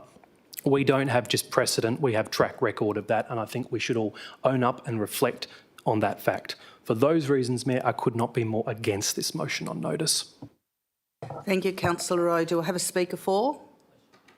Question. I've got 2 questions. I think Bronwyn's had a hand up for a while, so Bronwyn, you go first, and then Deputy Mayor Miles. My question is, my recollection is this exact same issue has come before workshop before during my time on council within the last 3 or 4 years, at least once, if not twice. And I think we worked out the procedure for people to appeal. Is my memory correct, administration? Thank you very much.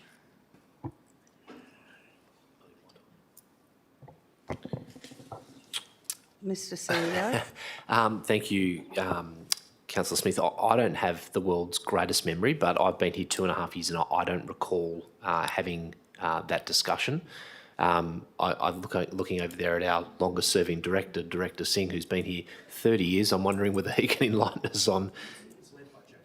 Yeah, was it? It was led by Manager Callan. Yeah, okay. So that was a number of years ago now? probably why the previous CEO was here. Yeah. Do you have another question, Councillor Smith? Deputy Mayor Miles? Yeah, thank you, Mayor. My question is, my question, I guess, to administration or general counsel, I never saw this notice of motion until I saw it posted on social media. Is that the normal practice for a councillor to notify his other councillors to put it on social media first before it brings it to this meeting? Ms Coles. Thank you for the question, Deputy Mayor Miles, and through you, Mayor. So the process for the raising of a notice, motion on notice, is in the standing orders, and the standing orders require that the motion on notice is provided in writing to the CEO 7 clear days before a council meeting that it's going to be considered at. And in order for the notice of motion to be considered at the meeting, it has to meet those requirements, and there's a couple of others as well in the standing orders that we look at. Deputy Mayor Miles? Okay, do you have a question, Councillor Seif? Thank you, Madam Mayor. Seeing as that policy review was done before I came along as well, and we have a 100% success rate of appeals, is there anything in that policy that says that if an appeal is denied, that council is made aware of the circumstances of that denial? Thank you for the question. Not that I'm aware of. Thank you. I've got a question. Would that be because it's considered an operational process? Thanks, Mayor. Yes, that's my understanding. Thank you. Do I have any speakers for the motion on notice? Councillor Parker has a question. Sorry, just a question, just following on from that. Surely council would also not be privy to the name of the person. Would that not be like a privacy thing for that person? I'm presuming if you were in that kind of situation, you wouldn't want your name to be out there? Just a question. Is that part of the privacy that we need to deal with our conditions as an organisation, Ms Coles? Thank you for the question, Councillor Parker, and through you, Mayor. Yes, so the information that the city gathers, on personal information that the city gathers, is obviously controlled under the city's privacy policy. So we would be required to keep that confidential, and obviously from the 1st of July this year, the new PRIS privacy provisions come into play, so there will be heightened requirements in that space. Thank you. Do you have a question, Councillor Seif? Last one. Thank you, Madam Mayor. Yeah, certainly I would expect the person's name and personal details to be kept confidential and redacted. Who's responsible for setting that policy? Is it admin or council? Ms Coles?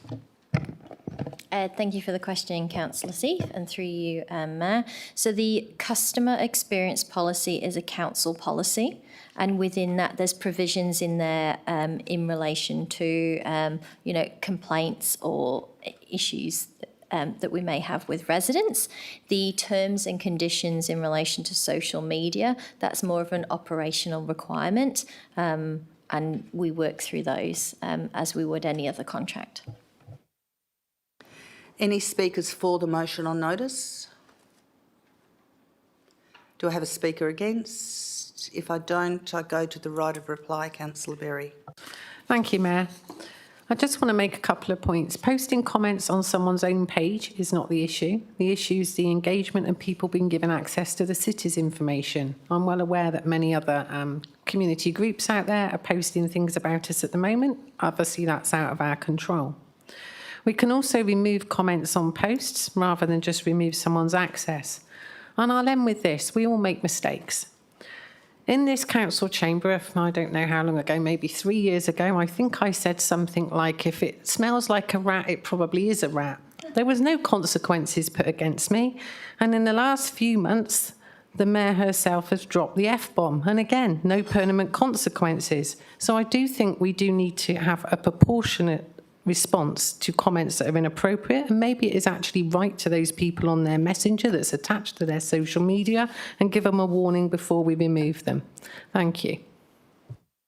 Thank you. Councillors, could you please cast your vote?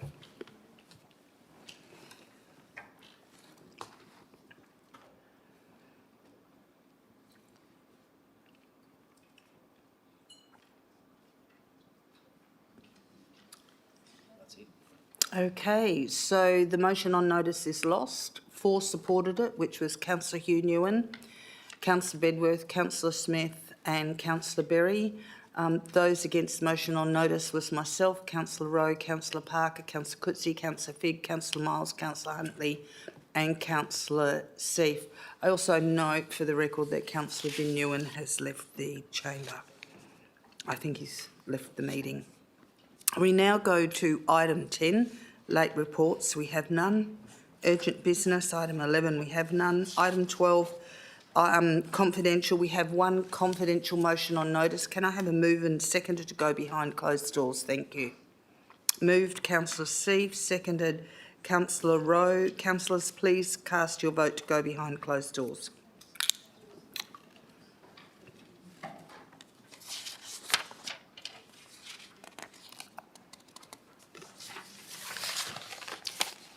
And that is passed 10-4 and 1 against. And I also note that Councillor Hugh Newen's left the chamber as well.